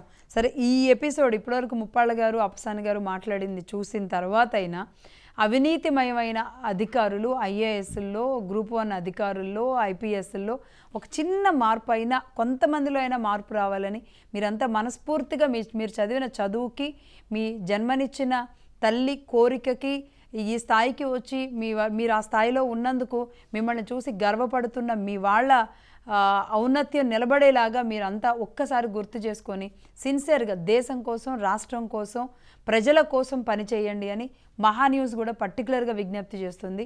కొంతమందిలో అయినా మార్పు రావాలని ఈ వేదికగా, అంటే నిన్న చంద్రబాబు నాయుడు గారు అంత రిక్వెస్టెడ్గా ప్రతి ఐఏఎస్ ఆఫీసర్ విషయంలో మాట్లాడారు అంటే ఎంత అవినీతిమయమైపోయి ఉంది అధికారులు అనేది అర్థమవుతుంది. కాబట్టి కొంతమందిలో అయినా మార్పు రావాలని మహాన్యూస్ రిక్వెస్ట్ చేస్తోంది.